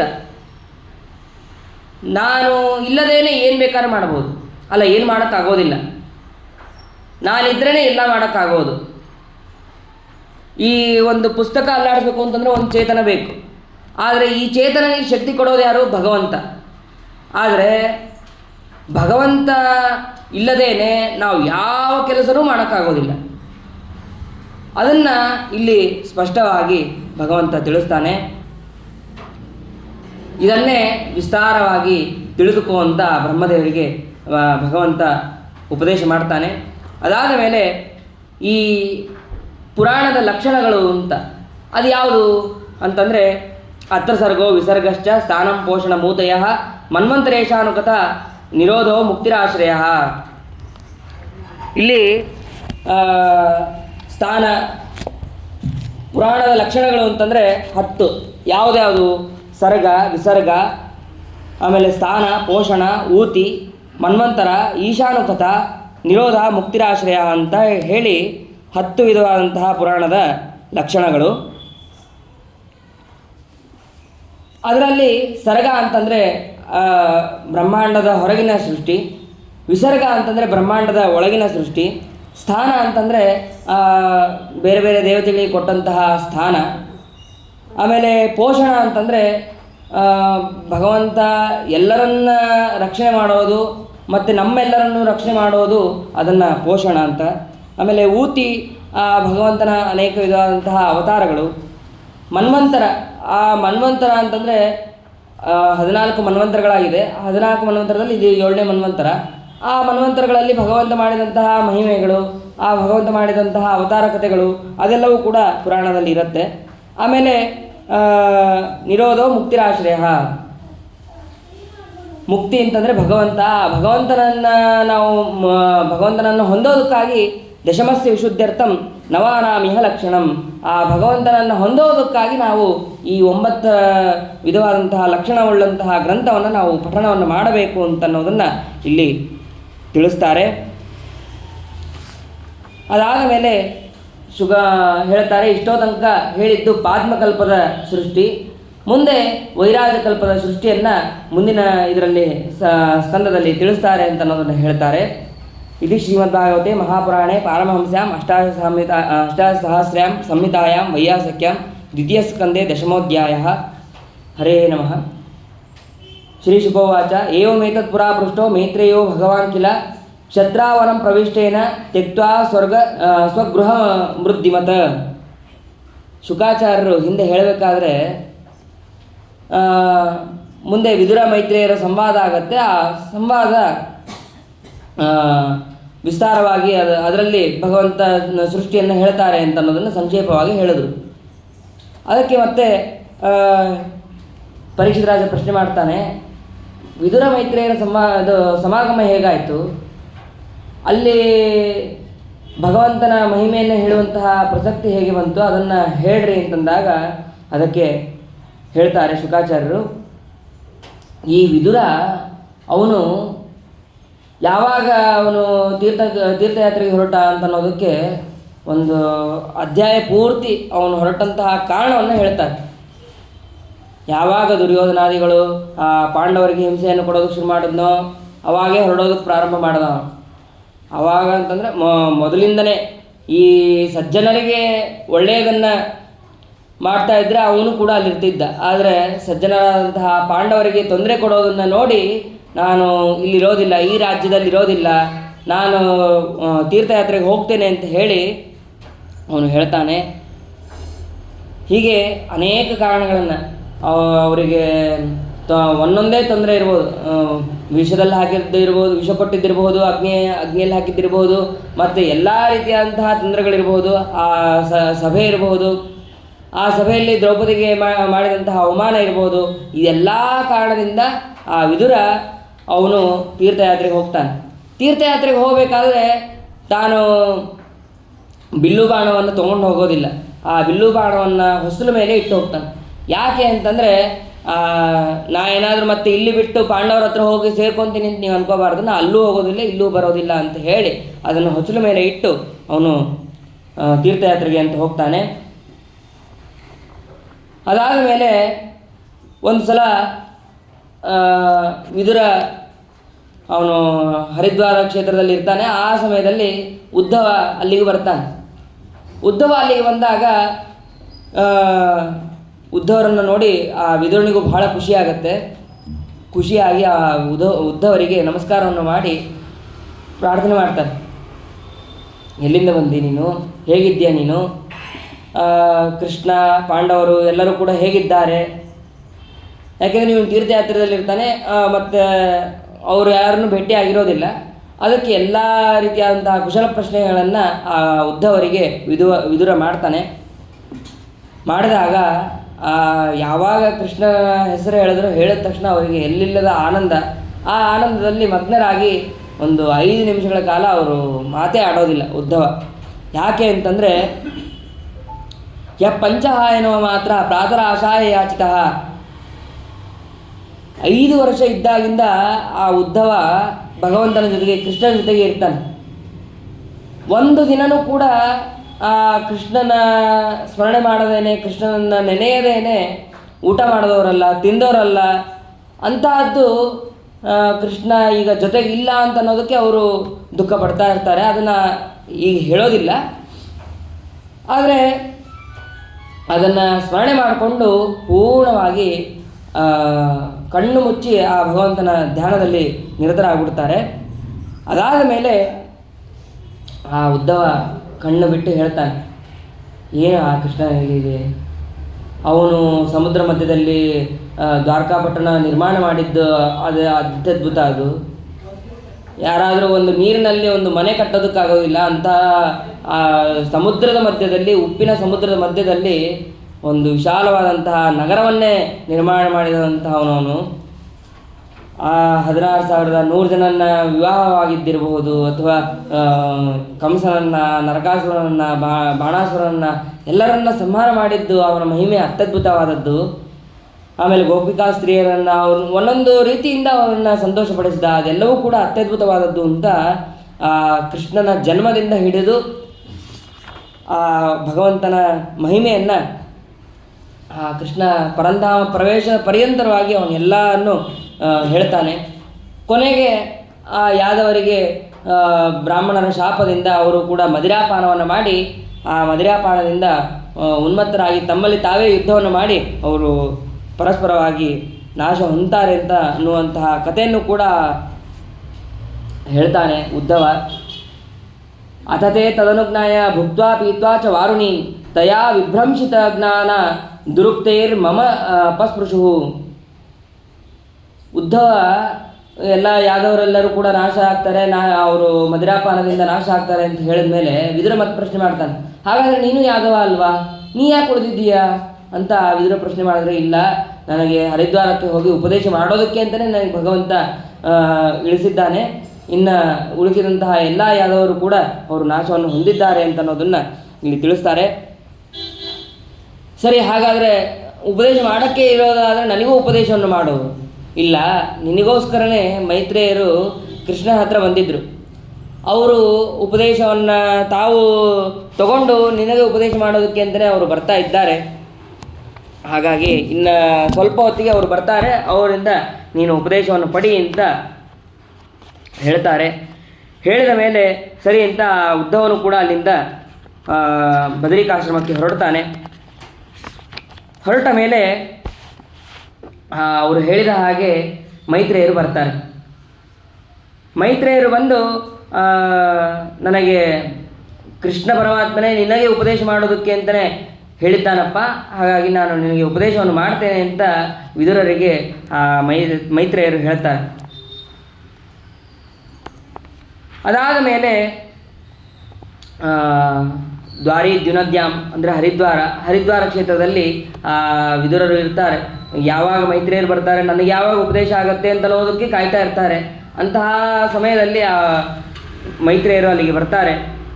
ಬಂದಾಗ ವಿದುರ ಅವರನ್ನು ಸ್ತೋತ್ರ ಮಾಡ್ತಾನೆ. ಜನಸ್ಯ ಕೃಷ್ಣಾದು ವಿಮುಖಸ್ಯ ದೈವಾತ್ ಅಧರ್ಮಶೀಲಸ್ಯ ಸುದುಃಖಿತಸ್ಯ ಅನುಗ್ರಹ ಏವ ಚರಂತಿ ನೂನಂ ಭೂತಾನಿ ಭವ್ಯಾನಿ ಜನಾರ್ದನಸ್ಯ. ಸಜ್ಜನರು ಯಾವುದಕ್ಕಾಗಿ ಸಂಚಾರ ಮಾಡ್ತಾರೆ ಅಂತಂದರೆ ಅನುಗ್ರಹವನ್ನು ಮಾಡೋದಕ್ಕಾಗೇ ಸಂಚಾರವನ್ನು ಮಾಡ್ತಾರೆ. ಯಾರು ಅಧರ್ಮದಲ್ಲಿರ್ತಾರೋ ಅವರನ್ನು ಧರ್ಮಶೀಲರನ್ನಾಗಿ ಮಾಡೋಗಬೇಕು, ಮತ್ತು ಯಾರು ಧರ್ಮದಲ್ಲಿರ್ತಾರೋ ಅವರನ್ನು ಇನ್ನಷ್ಟು ಧರ್ಮ ಮಾರ್ಗಕ್ಕೆ ತರಬೇಕು ಅಂತ ಅನ್ನೋದಕ್ಕಾಗಿ ಅವರು ಭಗವಂತನೇ ಅವರನ್ನು ನಿಯಾಮಕರನ್ನಾಗಿ ಮಾಡಿರ್ತಾರೆ ಸಂಚಾರ ಮಾಡೋದಕ್ಕಾಗಿ ಅಂತ. ಅಂತಹ ಮೈತ್ರೇಯರು ನೀವು ಇಲ್ಲಿ ಬಂದಿದ್ದೀರಿ, ನನಗೆ ಅನುಗ್ರಹ ಮಾಡೋದಕ್ಕೆ ಬಂದಿದ್ದೀರಿ ಅಂತ ಹೇಳಿ ವಿದುರ ಮೈತ್ರೇಯರಿಗೆ ಪ್ರಾರ್ಥನೆ ಮಾಡ್ತಾನೆ. ಪ್ರಾರ್ಥನೆ ಮಾಡಿದ ಮೇಲೆ ಅಲ್ಲಿ ಮೈತ್ರೇಯರು ಹೇಳ್ತಾರೆ, ಈ ಭಾಗವತ ಅಂತ ಅನ್ನೋದು ನಾನು ಭಗವಂತ ಹತ್ರ ಹೋದೆ, ಅಲ್ಲಿ ಭಗವಂತ ನನಗೆ ಉಪದೇಶ ಮಾಡ್ದ ಅಂತ. ಹೇಗೆ ಈ ಭಾಗವತ ಅಂತ ಅನ್ನೋದು ಬಂತು ಅಂತಂದರೆ, ಭಗವಂತ ನಾರಾಯಣ ರೂಪಿಯಾದಂತಹ ಪರಮಾತ್ಮ ಚತುರ್ಮುಖ ಬ್ರಹ್ಮದೇವರಿಗೆ ಉಪದೇಶ ಮಾಡ್ತಾನೆ. ಚತುರ್ಮುಖ ಬ್ರಹ್ಮದೇವರು ನಾರದರಿಗೆ ಉಪದೇಶ ಮಾಡ್ತಾರೆ. ನಾರದರು ವೇದವ್ಯಾಸದೇವರಿಗೆ ಪ್ರಾರ್ಥನೆ ಮಾಡ್ತಾರೆ. ವೇದವ್ಯಾಸದೇವರು ಶುಕಾಚಾರ್ಯರಿಗೆ ಉಪದೇಶ ಮಾಡ್ತಾರೆ. ಶುಕಾಚಾರ್ಯರು ಪರೀಕ್ಷಿತ ರಾಜನಿಗೆ, ಮತ್ತು ಈ ಕಡೆ ಸೂತಾಚಾರ್ಯರು ಶೌನಕರಿಗೆ ಅಂತ. ಇದು ಒಂದು ಕ್ರಮ. ಇನ್ನೊಂದು ಆಗತಿ ಕ್ರಮ ಹೇಗೆ ಅಂತಂದರೆ, ಭಗವಂತ ಶೇಷದೇವರಿಗೆ ಉಪದೇಶವನ್ನು ಮಾಡ್ತಾನೆ. ಶೇಷದೇವರು ಸನತ್ಕುಮಾರರಿಗೆ, ಸನತ್ಕುಮಾರರು ಸಾಂಖ್ಯಾಯನರಿಗೆ, ಸಾಂಖ್ಯಾಯನರು ಪರಾಶರರಿಗೆ, ಪರಾಶರರು ಮೈತ್ರೇಯರಿಗೆ ಉಪದೇಶವನ್ನು ಮಾಡ್ತಾರೆ. ಮೈತ್ರೇಯರು ವಿದುರನಿಗೆ ಉಪದೇಶವನ್ನು ಮಾಡ್ತಾರೆ ಅಂತನ್ನುವಂತಹ ಈ ಆಗತಿ ಕ್ರಮವನ್ನು ಇಲ್ಲಿ ಮೈತ್ರೇಯರು ಅದನ್ನು ಸ್ಮರಣೆ ಮಾಡ್ತಾರೆ. ಅದಾದ ಮೇಲೆ ಆ ವಿದುರ ಪ್ರಶ್ನೆಯನ್ನು ಮಾಡ್ತಾನೆ ಮೈತ್ರೇಯರಿಗೆ, ಆ ಭಗವಂತನ ನಾನಾ ವಿಧವಾದಂತಹ ಸೃಷ್ಟಿಯನ್ನು ನನಗೆ ವಿಸ್ತಾರವಾಗಿ ತಿಳಿಸ್ರಿ. ಆ ಬ್ರಹ್ಮದೇವರು ಯಾವ ರೀತಿಯಾಗಿ ಸೃಷ್ಟಿ ಮಾಡಿದ್ರು, ಆ ಬ್ರಹ್ಮದೇವರಲ್ಲಿ ನಿಂತು ಭಗವಂತ ಯಾವ ರೀತಿಯಾಗಿ ಸೃಷ್ಟಿ ಮಾಡಿದ, ಅದೆಲ್ಲವನ್ನು ಕೂಡ ನನಗೆ ವಿಸ್ತಾರವಾಗಿ ಹೇಳಬೇಕು ಅಂತಂದಾಗ ಅದಕ್ಕೆ ಹೇಳ್ತಾನೆ. ಮೈತ್ರೇಯರು ಹೇಳ್ತಾರೆ, ಭಗವಂತ ಪ್ರಳಯ ಕಾಲ ಮುಗಿತಾ ಬಂದಿರುತ್ತದೆ. ಮುಗಿಯೋ ಸಂದರ್ಭದಲ್ಲಿ ಭಗವಂತ ಮಲಗಿದ ಹಾಗೆ ನಟನೆ ಮಾಡ್ತಾ ಇರ್ತಾನೆ. ಅವನಿಗೆ ನಿದ್ರೆ ಇಲ್ಲ, ಆದರೂ ಕೂಡ ಸೃಷ್ಟಿ ಆದರೂ ಮಾಡಬೇಕಾಗಿರುತ್ತೆ. ಆದರೆ ಯಾವ ರೀತಿ ಸೃಷ್ಟಿ ಮಾಡಬೇಕು ಅಂತಂದರೆ ಸ್ವತಂತ್ರರಾಗಿ ಯಾರೂ ಮಾಡೋದಕ್ಕೆ ಸಾಧ್ಯ ಇಲ್ಲ. ನಾನೇ ಸೃಷ್ಟಿಯನ್ನು ಮಾಡೋದಕ್ಕೆ ಶುರು ಮಾಡಬೇಕು. ಪ್ರಕೃತಿಯನ್ನು ತಗೊಂಡು ಆ ಪ್ರಕೃತಿಯಿಂದ ನಾನು ಸೃಷ್ಟಿ ಮಾಡೋದಕ್ಕೆ ಶುರು ಮಾಡಬೇಕು. ಆದರೆ ಪ್ರಕೃತಿ ಆದರೂ ಈಗ ಪ್ರಕೃತಿ ಅಭಿಮಾನಿ ಆದರೂ ಲಕ್ಷ್ಮೀದೇವಿ, ಆ ಲಕ್ಷ್ಮೀದೇವಿಯು ಕೂಡ ಈಗ ಸುಪ್ತಳಾಗಿದ್ದಾಳೆ. ಸುಪ್ತ ಅಂತಂದರೆ ಭಗವಂತನ ಅತೀವ ಭಗವದ್ರತಿ ಅಂತ ತಿಳಿಸ್ತಾರೆ ಶ್ರೀಮದಾಚಾರ್ಯರು. ಲಕ್ಷ್ಮೀದೇವಿಗೆ ನಿದ್ದೆ ಅಂತಂದರೆ ಬೇರೆ ಯಾವುದೂ ಅಲ್ಲ, ಭಗವಂತನಲ್ಲಿ ಭಗವಂತನನ್ನು ಸೇವೆ ಮಾಡೋದೇ. ಪ್ರಳಯ ಕಾಲದಲ್ಲಿ ಬೇರೆ ಏನೂ ಮಾಡೋದಿಲ್ಲ ಅವಳು, ಭಗವಂತನನ್ನು ಬಿಟ್ಟು ಬೇರೆ ಯಾವ ಕೆಲಸವನ್ನು ಮಾಡೋದಿಲ್ಲ. ಬೇರೆ ಸಮಯದಲ್ಲಿ ಭಗವಂತನ ಸೇವೆಯೂ ಮಾಡ್ತಿರ್ತಾಳೆ, ಇದು ಸೃಷ್ಟಿಯಾದಿಗಳನ್ನು ಕೂಡ ಬ್ರಹ್ಮದೇವರ ಮುಖಾಂತರ ಮಾಡಿಸ್ತಾನೂ ಇರ್ತಾಳೆ. ಆದರೆ ಪ್ರಳಯ ಕಾಲದಲ್ಲಿ ಭಗವಂತನನ್ನು ಬಿಟ್ಟು, ಭಗವಂತನನ್ನ ಸೇವೆಯನ್ನು ಬಿಟ್ಟು ಬೇರೆ ಯಾವ ಕೆಲಸವನ್ನು ಕೂಡ ಮಾಡೋದಿಲ್ಲ ಅಂತ ಅನ್ನೋದನ್ನು ಇಲ್ಲಿ ಶ್ರೀಮದಾಚಾರ್ಯರು ತಿಳಿಸ್ತಾರೆ. ಅದಾದ ಮೇಲೆ ಸರಿ ಸೃಷ್ಟಿಯನ್ನು ಹೇಳೋದಕ್ಕೆ ಪ್ರಾರಂಭ ಮಾಡ್ತಾರೆ. ಕಾಲವೃತ್ಯಾಂತ ಮಾಯಾಯಾಂ ಗುಣಮಯ್ಯ ಮಧೋಕ್ಷಜ ಪುರುಷೇಣ ಆತ್ಮಭೂತೇನ ವೀರ್ಯಮಾದತ್ತ ವೀರ್ಯವಾನ್. ಆ ಭಗವಂತ ಇನ್ನು ಸೃಷ್ಟಿ ಮಾಡಬೇಕು ಅಂತನ್ನುವಂತಹ ಇಚ್ಛೆಯನ್ನು ಮಾಡ್ತಾನೆ. ಇಚ್ಛೆ ಮಾಡಿದ ಮೇಲೆ ಆ ಸೃಷ್ಟಿ ಮಾಡೋದಕ್ಕೆ ಪ್ರಕೃತಿಯ ಅಭಿಮಾನಿಯಾದಂತಹ ಲಕ್ಷ್ಮಿಯನ್ನು ಎಬ್ಬಿಸಿ ತನ್ನ ವೀರ್ಯವನ್ನು ಆ ಲಕ್ಷ್ಮಿಯ ಮುಖಾಂತರ ಕಳಿಸ್ತಾನೆ. ಅದರಿಂದ ಈ ಜಡ ಪ್ರಕೃತಿ, ಆಮೇಲೆ ಮಹತ್ತತ್ವ, ಅಹಂಕಾರ ತತ್ವ, ಈ ರೀತಿಯಾಗಿ ಸೃಷ್ಟಿಗಳು ಪ್ರಾರಂಭವಾಗುತ್ತೆ. ಜಡ ಪ್ರಕೃತಿಯಿಂದ ಜಡವಾದಂತಹ ಮಹತ್ತತ್ವ, ಚೇತನ ಪ್ರಕೃತಿಯಿಂದ ಅದರ ಮಹತ್ತತ್ವಾಭಿಮಾನಿಯಾದಂತಹ ಬ್ರಹ್ಮ ಶರೀರ ಅಂತ ಅನ್ನೋದು ಅಲ್ಲಿ ಹುಟ್ಟತ್ತೆ. ಆಮೇಲೆ ಆ ಮಹತ್ತತ್ವದಿಂದ ಅಹಂಕಾರ ತತ್ವ, ಆ ಅಹಂಕಾರ ತತ್ವ ಅಂತ ಅನ್ನೋದು 3 ವಿಧ. ಅದು ಯಾವುದು ಅಂತಂದರೆ ವೈಕಾರಿಕ, ತೇಜಸ, ತಾಮಸ. ಆ ವೈಕಾರಿಕದಿಂದ ಮನಸ್ಸು ಅಂತನ್ನುವಂತಹ ಅಹಂಕಾರದ ತತ್ವದ ಪರಿಣಾಮ ಅದು ಕೂಡ ಹುಟ್ಟಿದೆ. ಆಮೇಲೆ ತೇಜಸ ಅಹಂಕಾರದಿಂದ ಇಂದ್ರಿಯಗಳು ಯಾವುದು ಅಂತಂದರೆ 2 ವಿಧವಾದಂತಹ ಇಂದ್ರಿಯ, ಜ್ಞಾನೇಂದ್ರಿಯ ಮತ್ತು ಕರ್ಮೇಂದ್ರಿಯ. ಮತ್ತು 10 ಇಂದ್ರಿಯ, ಇದು 24 ತತ್ವಗಳಿಂದ ಬ್ರಹ್ಮಾಂಡವನ್ನು ಸೃಷ್ಟಿ ಮಾಡ್ತಾನೆ. ಆ 23 ತತ್ವಗಳು ಯಾವುದು ಅಂತಂದರೆ 10 ಇಂದ್ರಿಯಗಳು, ಆಮೇಲೆ 5 ಭೂತಗಳು, 5 ತನ್ಮಾತ್ರಗಳು, ಮತ್ತು ಮನಸ್ಸು, ಮಹತ್ತತ್ವ, ಅಹಂಕಾರ ತತ್ವ. ಇದರಿಂದ ಬ್ರಹ್ಮಾಂಡ ತತ್ವ ಅಂತ ಅನ್ನೋದು ಬ್ರಹ್ಮಾಂಡವನ್ನು ನಿರ್ಮಾಣವಾಗುತ್ತೆ. ಅದಾದಮೇಲೆ ಹಿರಣ್ಮಯವಾದಂತಹ ಬ್ರಹ್ಮಾಂಡ, ಆ ಬ್ರಹ್ಮಾಂಡದಲ್ಲಿ ಭಗವಂತನ ತನ್ನ ಉದರದಲ್ಲಿ ಎಲ್ಲ ಜೀವರನ್ನು 1000 ವರ್ಷಗಳ ಕಾಲ ಇಟ್ಕೊಂಡಿರ್ತಾನೆ. ಅದು ಗರ್ಭೋದಕದಲ್ಲಿ ಅವನು ಭಗವಂತ ಅಲ್ಲಿ ವಾಸವನ್ನು ಮಾಡಿರ್ತಾನೆ. ಆ ವಿರಾಟ್ ಬ್ರಹ್ಮ ಶರೀರದಲ್ಲಿ ಭಗವಂತ ಯಾವ ರೂಪದಿಂದ ಇರ್ತಾನೆ ಅಂತಂದರೆ 3 ರೂಪದಿಂದ ಇರ್ತಾನೆ. ಅಧ್ಯಾತ್ಮ, ಅಧಿದೈವ, ಅಧಿಭೂತ ಅಂತನ್ನುವಂತಹ 3 ರೂಪದಿಂದ ಅಲ್ಲಿ ಭಗವಂತ ಇರ್ತಾನೆ. ಮತ್ತು ಬೇರೆ ಬೇರೆ ಇಂದ್ರಿಯಗಳ ಜೊತೆಗೆ ಕೆಲವು ಇಂದ್ರಿಯಗಳು ಸೇರುತ್ತೆ. ಯಾವುದ್ಯಾವುದು ಅಂತಂದರೆ ರಸನೇಂದ್ರಿಯ. ಆ ರಸನೇಂದ್ರಿಯ ಜೊತೆಗೆ ಲೋಕಪಾಲಕನಾದಂತಹ ವರುಣ ಅವನು ರಸನೇಂದ್ರಿಯ ಜೊತೆಗೆ ಪ್ರವೇಶ ಮಾಡ್ತಾನೆ. ಆಮೇಲೆ ತ್ವಗೇಂದ್ರಿಯ ಜೊತೆಗೆ ಕೋಣವಾಯು ಅಂತನ್ನುವಂತಹ ದೇವತೆ ಅಲ್ಲಿ ಪ್ರವೇಶ ಮಾಡ್ತಾನೆ. ಆಮೇಲೆ ಇಲ್ಲಿ ಪ್ರಾಣಾಂಶ ಅಂತನ್ನುವಂತಹ ಶಬ್ದ ಇದೆ. ಈ ಪ್ರಾಣಾಂಶ ಅಂತಂದರೆ ಯಾರು ಅಂತಂದರೆ ಪ್ರಧಾನ ವಾಯುವಿನ ಮಗ ಅಂತನ್ನೋದನ್ನು ನಾವು ಇಲ್ಲಿ ತಿಳಿಯಬೇಕು. ಆಮೇಲೆ ಬ್ರಾಹ್ಮಣ, ಕ್ಷತ್ರಿಯ, ಆಮೇಲೆ ವೈಶ್ಯ, ಶೂದ್ರ ಅಂತನ್ನುವಂತಹ ಅಭಿಮಾನಿಗಳಿದ್ದಾರೆ, ಜಾತಿಗಳಿದೆ. ಈ ಜಾತಿಗಳಿಗೆ ಅಭಿಮಾನಿಗಳು ಯಾರು ಅಂತಂದರೆ ಬ್ರಾಹ್ಮಣರಿಗೆ ಭೃಗು ಋಷಿಗಳು, ಆಮೇಲೆ ಕ್ಷತ್ರಿಯರಿಗೆ ಸ್ವಯಂಭೌಮನು, ಆಮೇಲೆ ವೈಶ್ಯರಿಗೆ ವಾಸ್ತು, ಶೂದ್ರರಿಗೆ ಕೃತಿದೇವ ಅಂತನ್ನುವಂತಹ ಈ ರೀತಿಯಾಗಿ ಅಭಿಮಾನಿಗಳಾಗ್ತಾರೆ. ಈ ವಿರಾಟ್ ಬ್ರಹ್ಮನ ಶಿರಸ್ಸಿನಿಂದ ಸ್ವರ್ಗ ಅಂತನ್ನೋದು, ಆಮೇಲೆ ಪಾದದಿಂದ ಭೂಮಿ ಅಂತನ್ನೋದು, ನಾಭಿಯಿಂದ ಅಂತರಿಕ್ಷ ಅಂತನ್ನುವಂತಹ 3 ಲೋಕಗಳು ಅಲ್ಲಿ ಹುಟ್ಟುತ್ತದೆ. ಆಮೇಲೆ ಸತ್ವ ರಜಸ್ ತಮಸ್ಸು ಅಂತನ್ನುವಂತಹ ಗುಣವುಳ್ಳವರು ಸ್ವರ್ಗಲೋಕ, ಭೂಲೋಕ, ಅಂತರಿಕ್ಷ ಲೋಕದಲ್ಲಿ ಅವರು ಹುಟ್ಟುತ್ತಾರೆ. ಆಮೇಲೆ ಆತ್ಮವರ್ತ್ಮಾತ್ಮ ನವೇದ ಅಂತಂದು ಇಲ್ಲಿ ಹೇಳ್ತಾರೆ. ಆತ್ಮವರ್ತ್ಮಾತ್ಮ ನವೇದ ಅಂತಂದ್ರೇನು? ಭಗವಂತನೇ ತಿಳಿಯೋದಿಲ್ವಾ ಅಂತ ಅರ್ಥ ಆಗತ್ತೆ. ಅಲ್ಲಿ ಹಾಗೆ ಅರ್ಥವನ್ನು ಮಾಡ್ಕೋಬಾರ್ದು. ಏನು ಮಾಡ್ಕೋಬೇಕು ಅಂತಂದರೆ, ಆತ್ಮವರ್ತ್ಮ ದೇವರನ್ನು ತಿಳಿದು ಉಪದೇಶಿಸುವಂತಹ ಆತ್ಮ ಅಂದರೆ ಚತುರ್ಮುಖ ಬ್ರಹ್ಮದೇವರು ದೇವರನ್ನು ಪೂರ್ತಿಯಾಗಿ ತಿಳಿದಿಲ್ಲ ಅಂತಂದು ನಾವು ಅರ್ಥವನ್ನು ಮಾಡ್ಕೋಬೇಕು. ಅಲ್ಲ, ಇಷ್ಟೆಲ್ಲ ಆಯಿತು, ಇಷ್ಟರ ಮಧ್ಯೆ ಆ ಭಗವಂತನ ನಾಭಿಯಿಂದ ಪದ್ಮ ಹೇಗೆ ಉಂಟಾಯಿತು ಅಂತಂದರೆ ಅದಕ್ಕೆ ಶ್ರೀಮದಾಚಾರ್ಯ ತಿಳಿಸ್ತಾರೆ. ತಾತ್ಪರ್ಯ ಭಾಗವತ ತಾತ್ಪರ್ಯದಲ್ಲಿ ತಿಳಿಸ್ತಾರೆ, ಉದಕಂ ವಾಯುನಾ ಶುಷ್ಕಂ ಭಿನ್ನಂ ಪದ್ಮ ಅಭೂದ್ದರೆ.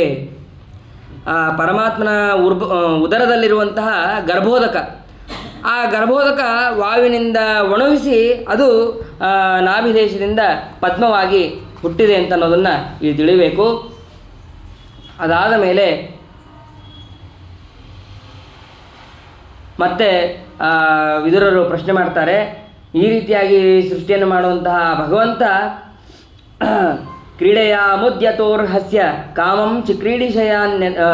ಚಿಕ್ರೀಡಿಶಾನ್ಯಥ ಸ್ವತಸ್ತೃಪ್ತಸ್ಯ ತು ಕಥಂ ನಿವೃತ್ತಸ್ಯ ಸದಾತ್ಮನಃ. ಆ ಭಗವಂತ ಅದ್ಭುತವಾಗಿ ಸೃಷ್ಟಿಯನ್ನು ಮಾಡ್ತಾ ಇದ್ದಾನೆ. ಇದೆಲ್ಲವೂ ಕೂಡ ಅವನಿಗೆ ಕ್ರೀಡೆ, ಅನಾಯಾಸವಾಗಿ ಸೃಷ್ಟಿಯನ್ನು ಮಾಡ್ತಾನೆ ಅವನು. ಅಂತಹ ಭಗವಂತನ ಮಹಿಮೆಯನ್ನು ಇನ್ನಷ್ಟು ವಿಸ್ತಾರವಾಗಿ ನನಗೆ ತಿಳಿಸ್ರಿ ಅಂತ ವಿದುರ ಪ್ರಶ್ನೆ ಮಾಡಿದಾಗ ಅದಕ್ಕೆ ಮೈತ್ರೇಯರು ಹೇಳ್ತಾರೆ, ಇದೆಲ್ಲವೂ ಕೂಡ ಭಗವಂತನ ಸ್ವೇಚ್ಛೆಯಿಂದ ಮಾಡ್ತಾನೆ. ತಾನು ಇದನ್ನು ಸೃಷ್ಟಿ ಮಾಡಬೇಕು ಅಂತನ್ನುವಂತಹ ಇಚ್ಛೆ ಬಂದರೆ ಸಾಕು, ಅದನ್ನು ಸೃಷ್ಟಿ ಮಾಡ್ತಾನೆ. ಅವನಿಗೆ ಇದನ್ನು ಹೇಳಿ, ಇದನ್ನು ಮಾಡು, ಇದನ್ನು ಮಾಡಬೇಡ ಅಂತ ಯಾರೂ ಕೂಡ ಹೇಳೋದಿಲ್ಲ ಅಂತ ಅಲ್ಲಿ ಆ ಭಗವಂತನಿಗೆ ಅದು ವಿದುರರಿಗೆ ಮೈತ್ರೇಯರು ಹೇಳ್ತಾರೆ. ಆಮೇಲೆ ಮತ್ತೆ ಪ್ರಶ್ನೆಯನ್ನು ಮಾಡ್ತಾರೆ,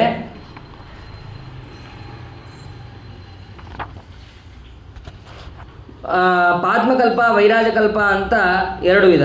ಅದರಲ್ಲಿ ಪಾದ್ಮಕಲ್ಪದ ಸೃಷ್ಟಿಯನ್ನು ಹಿಂದೆ ತಿಳಿಸಿದ್ರು.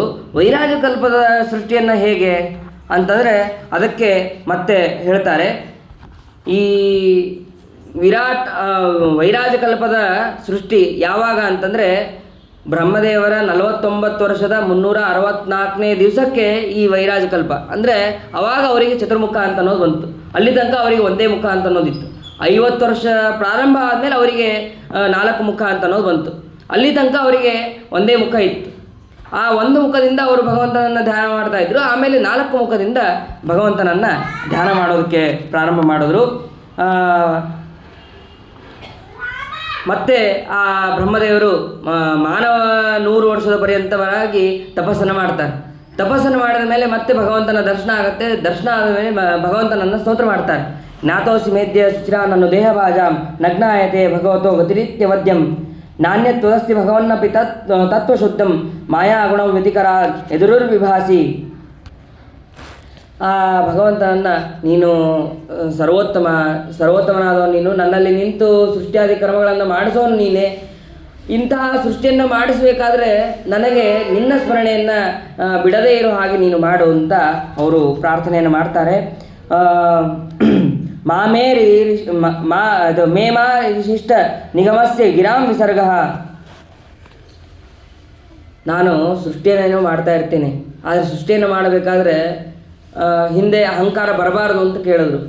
ಈಗ ಅವ್ರು ಕೇಳೋದೇನು ಅಂತಂದರೆ, ಸೃಷ್ಟಿ ಮಾಡಬೇಕಾದ್ರೆ ಅಹಂಕಾರ ಬರಬಾರ್ದು ಅಂತ ನಾವು ವರವನ್ನೇನೋ ಕೊಟ್ಟಿದೆಯಾ, ಆದರೆ ನಿನ್ನ ಸ್ಮರಣೆ ಒಂದು ಕ್ಷಣವೂ ಕೂಡ ಆ 4 ವಿಧವಾದಂತಹ ವೇದಗಳನ್ನು ಉಚ್ಚಾರಣೆ ಮಾಡೋದಿರ್ಬೋದು, ಆ ಎಲ್ಲ ನಿನ್ನ ಶಾಸ್ತ್ರಗಳಲ್ಲಿ ಬಂದಂತಹ ನಿನ್ನ ಸ್ಮರಣೆ ಇರ್ಬೋದು, ಅದ್ಯಾವುದೂ ಕೂಡ ಒಂದು ಕ್ಷಣವೂ ಕೂಡ ನನಗೆ ಹೋಗಬಾರ್ದು. ಆ ರೀತಿಯಾಗಿ ನನಗೆ ಅನುಗ್ರಹವನ್ನು ಮಾಡು ಅಂತ ಭಗವಂತನಿಗೆ ಅವರು ಪ್ರಾರ್ಥನೆಯನ್ನು ಮಾಡ್ತಾರೆ. ಆವಾಗ ಭಗವಂತನು ಕೂಡ ಅದೇ ರೀತಿಯಾಗಿ ಅನುಗ್ರಹವನ್ನು ಮಾಡ್ತಾನೆ. ನಾತ್ಮಾವಸೀದ್ ಅತ್ಯಸ್ಮಿನ್ ಸ್ಥೇ ವರ್ಷೀಯಾನ್ ಮದನುಗ್ರಹ. ನನ್ನ ಅನುಗ್ರಹದಿಂದ ನಿನಗೆ ಯಾವುದೇ ರೀತಿಯಾದಂತಹ ವಿಸ್ಮರಣೆ ಅಂತ ಅನ್ನೋದು ಸರ್ವತಾ ಬರೋದಿಲ್ಲ ಅಂತ ಆ ಭಗವಂತ ಅನುಗ್ರಹವನ್ನು ಮಾಡ್ತಾನೆ. ಅದಾದ ಮೇಲೆ ಮತ್ತೆ ಆ ಭಗವಂತ ಬ್ರಹ್ಮದೇವರು ನಾನಾ ವಿಧವಾದಂತಹ ಸೃಷ್ಟಿಯನ್ನು ಪ್ರಾರಂಭ ಮಾಡ್ತಾರೆ. ಸೃಷ್ಟಿಯನ್ನು ಮಾಡಿದ ಮೇಲೆ ಅನೇಕ ವಿಧವಾದಂತಹ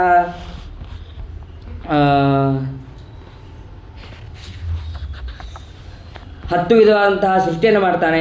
ಆ 10 ವಿಧ ಸೃಷ್ಟಿಯನ್ನು ಹೇಳ್ತಾರೆ. ಆಮೇಲೆ ಅದರಲ್ಲಿ ಇಂದ್ರಿಯ ಸೃಷ್ಟಿ, ಅದು ಜ್ಞಾನ ಕರ್ಮ ಪ್ರಾಕೃತ ಸೃಷ್ಟಿ, ಆಮೇಲೆ ಅದು 6 ವಿಧ. ಆಮೇಲೆ ಬ್ರಹ್ಮಾಂಡದ ಒಳಗೆ ಹೊರಗೆ ಆಗುವಂತಹ ಸೃಷ್ಟಿ, ಅದು ಹೊರಗೆ ಆಗುವಂತಹ ಸೃಷ್ಟಿಗೆ ಪ್ರಾಕೃತ ಸೃಷ್ಟಿ ಅಂತ ಕರೀತಾರೆ. ಒಳಗೆ ಆಗುವಂತಹ ಸೃಷ್ಟಿಗೆ ವೈಕೃತ ಸೃಷ್ಟಿ ಅಂತ ಕರೀತಾರೆ. ಇನ್ನು ಸ್ಥಾವರ ಸೃಷ್ಟಿ ಮತ್ತು ಮುಖ್ಯ ಸೃಷ್ಟಿ ಅಂತ ಕರೀತಾರೆ ಅದಕ್ಕೆ. ಆಮೇಲೆ 6 ವಿಧವಾದಂತಹ ವನಸ್ಪತಿ ಸ್ಥಾವರಗಳು ಅಂತ, ಅದಕ್ಕೆ ವನಸ್ಪತಿ, ಔಷಧಿ, ಲತೆ, ತೊಕ್ಸಾರ, ವೀರುತ, ದ್ರುಮ. ಆಮೇಲೆ ತಿರಿಯಕ್ ಪ್ರಾಣಿಗಳು, ಅದು 28 ವಿಧ.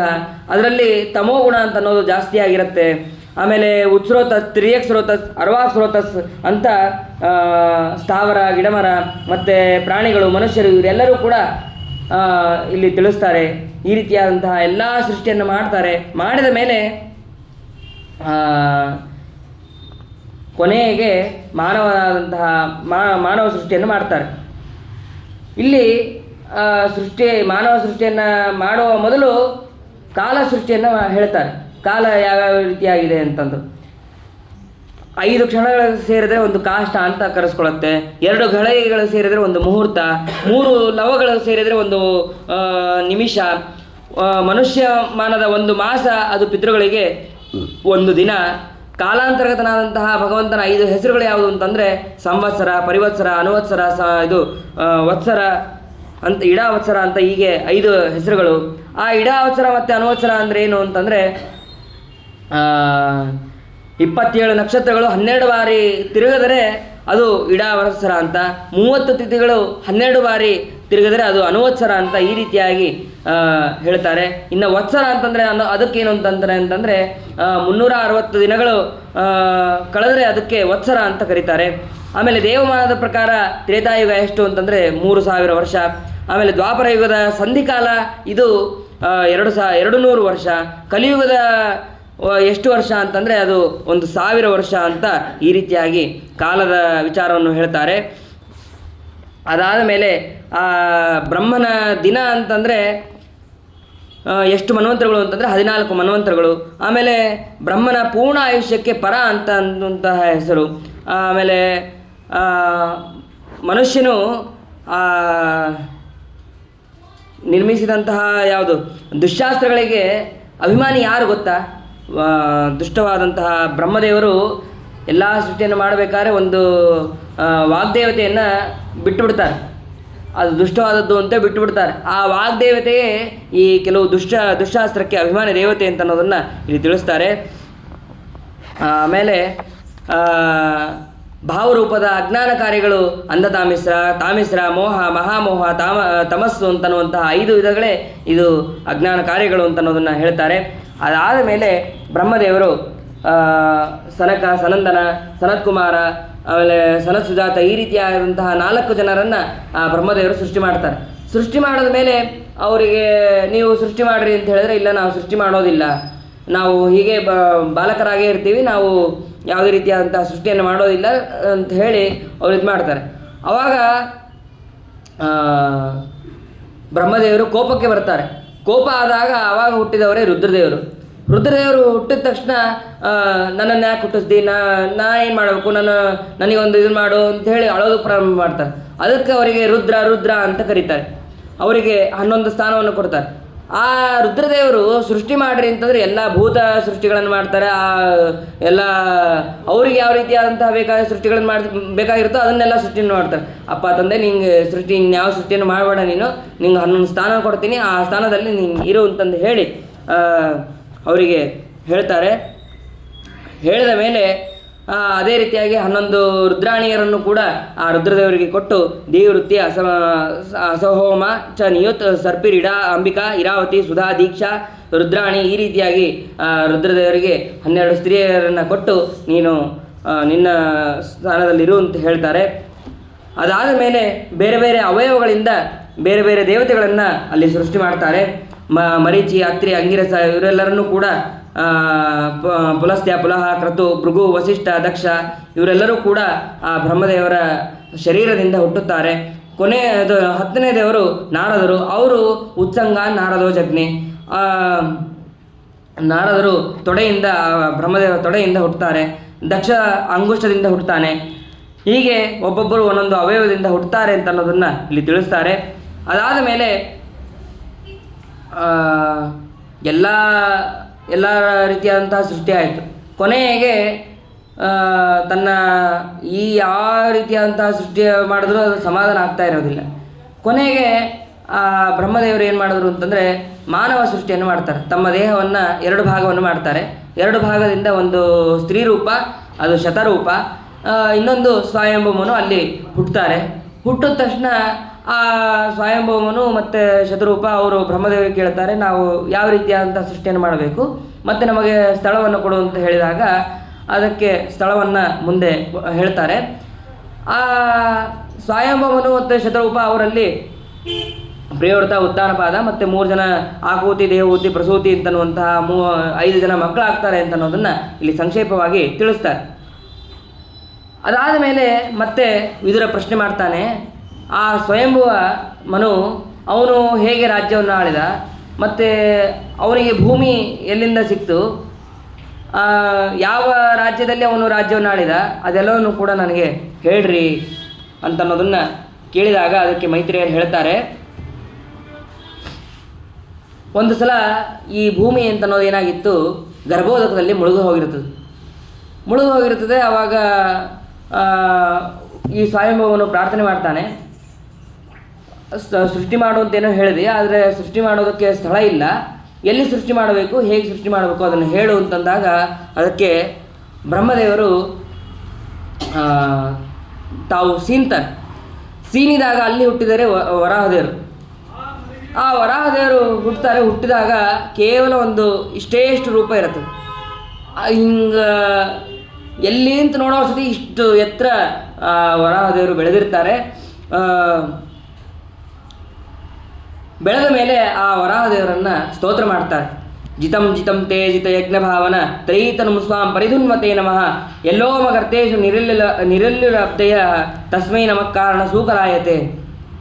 ಈ ವರಾಹದೇವರ ಅವಯವದಿಂದ ನಾವೇನು ಯಜ್ಞಕ್ಕೆ ಉಪಯೋಗವನ್ನು ಮಾಡ್ತೀವೋ ಇದು ಎಲ್ಲ ಸಾಮಗ್ರಿಗಳು ಅದೆಲ್ಲವೂ ಕೂಡ ವರಾಹದೇವರ ಒಂದೊಂದು ರೋಮದಿಂದ ಒಂದೊಂದು ಅವಯವದಿಂದ ಹುಟ್ಟಿದೆ ಅಂತ ಅನ್ನೋದನ್ನು ಕೂಡ ಇಲ್ಲಿ ತಿಳಿಸ್ತಾರೆ. ದರ್ಭೆ ಇರ್ಬೋದು, ಸುರುಕಿರ್ಬೋದು, ಸ್ರವ ಇರಬಹುದು, ಇವೆಲ್ಲವೂ ಕೂಡ ಆ ವರಾಹದೇವರಿಂದ ಹುಟ್ಟಿದೆ ಅಂತ ಅನ್ನೋದನ್ನು ನಾವು ಇಲ್ಲಿ ತಿಳಿಯಬೇಕು. ಅಂತಹ ವರಾಹದೇವರನ್ನು ಸ್ತೋತ್ರ ಮಾಡ್ತಾರೆ.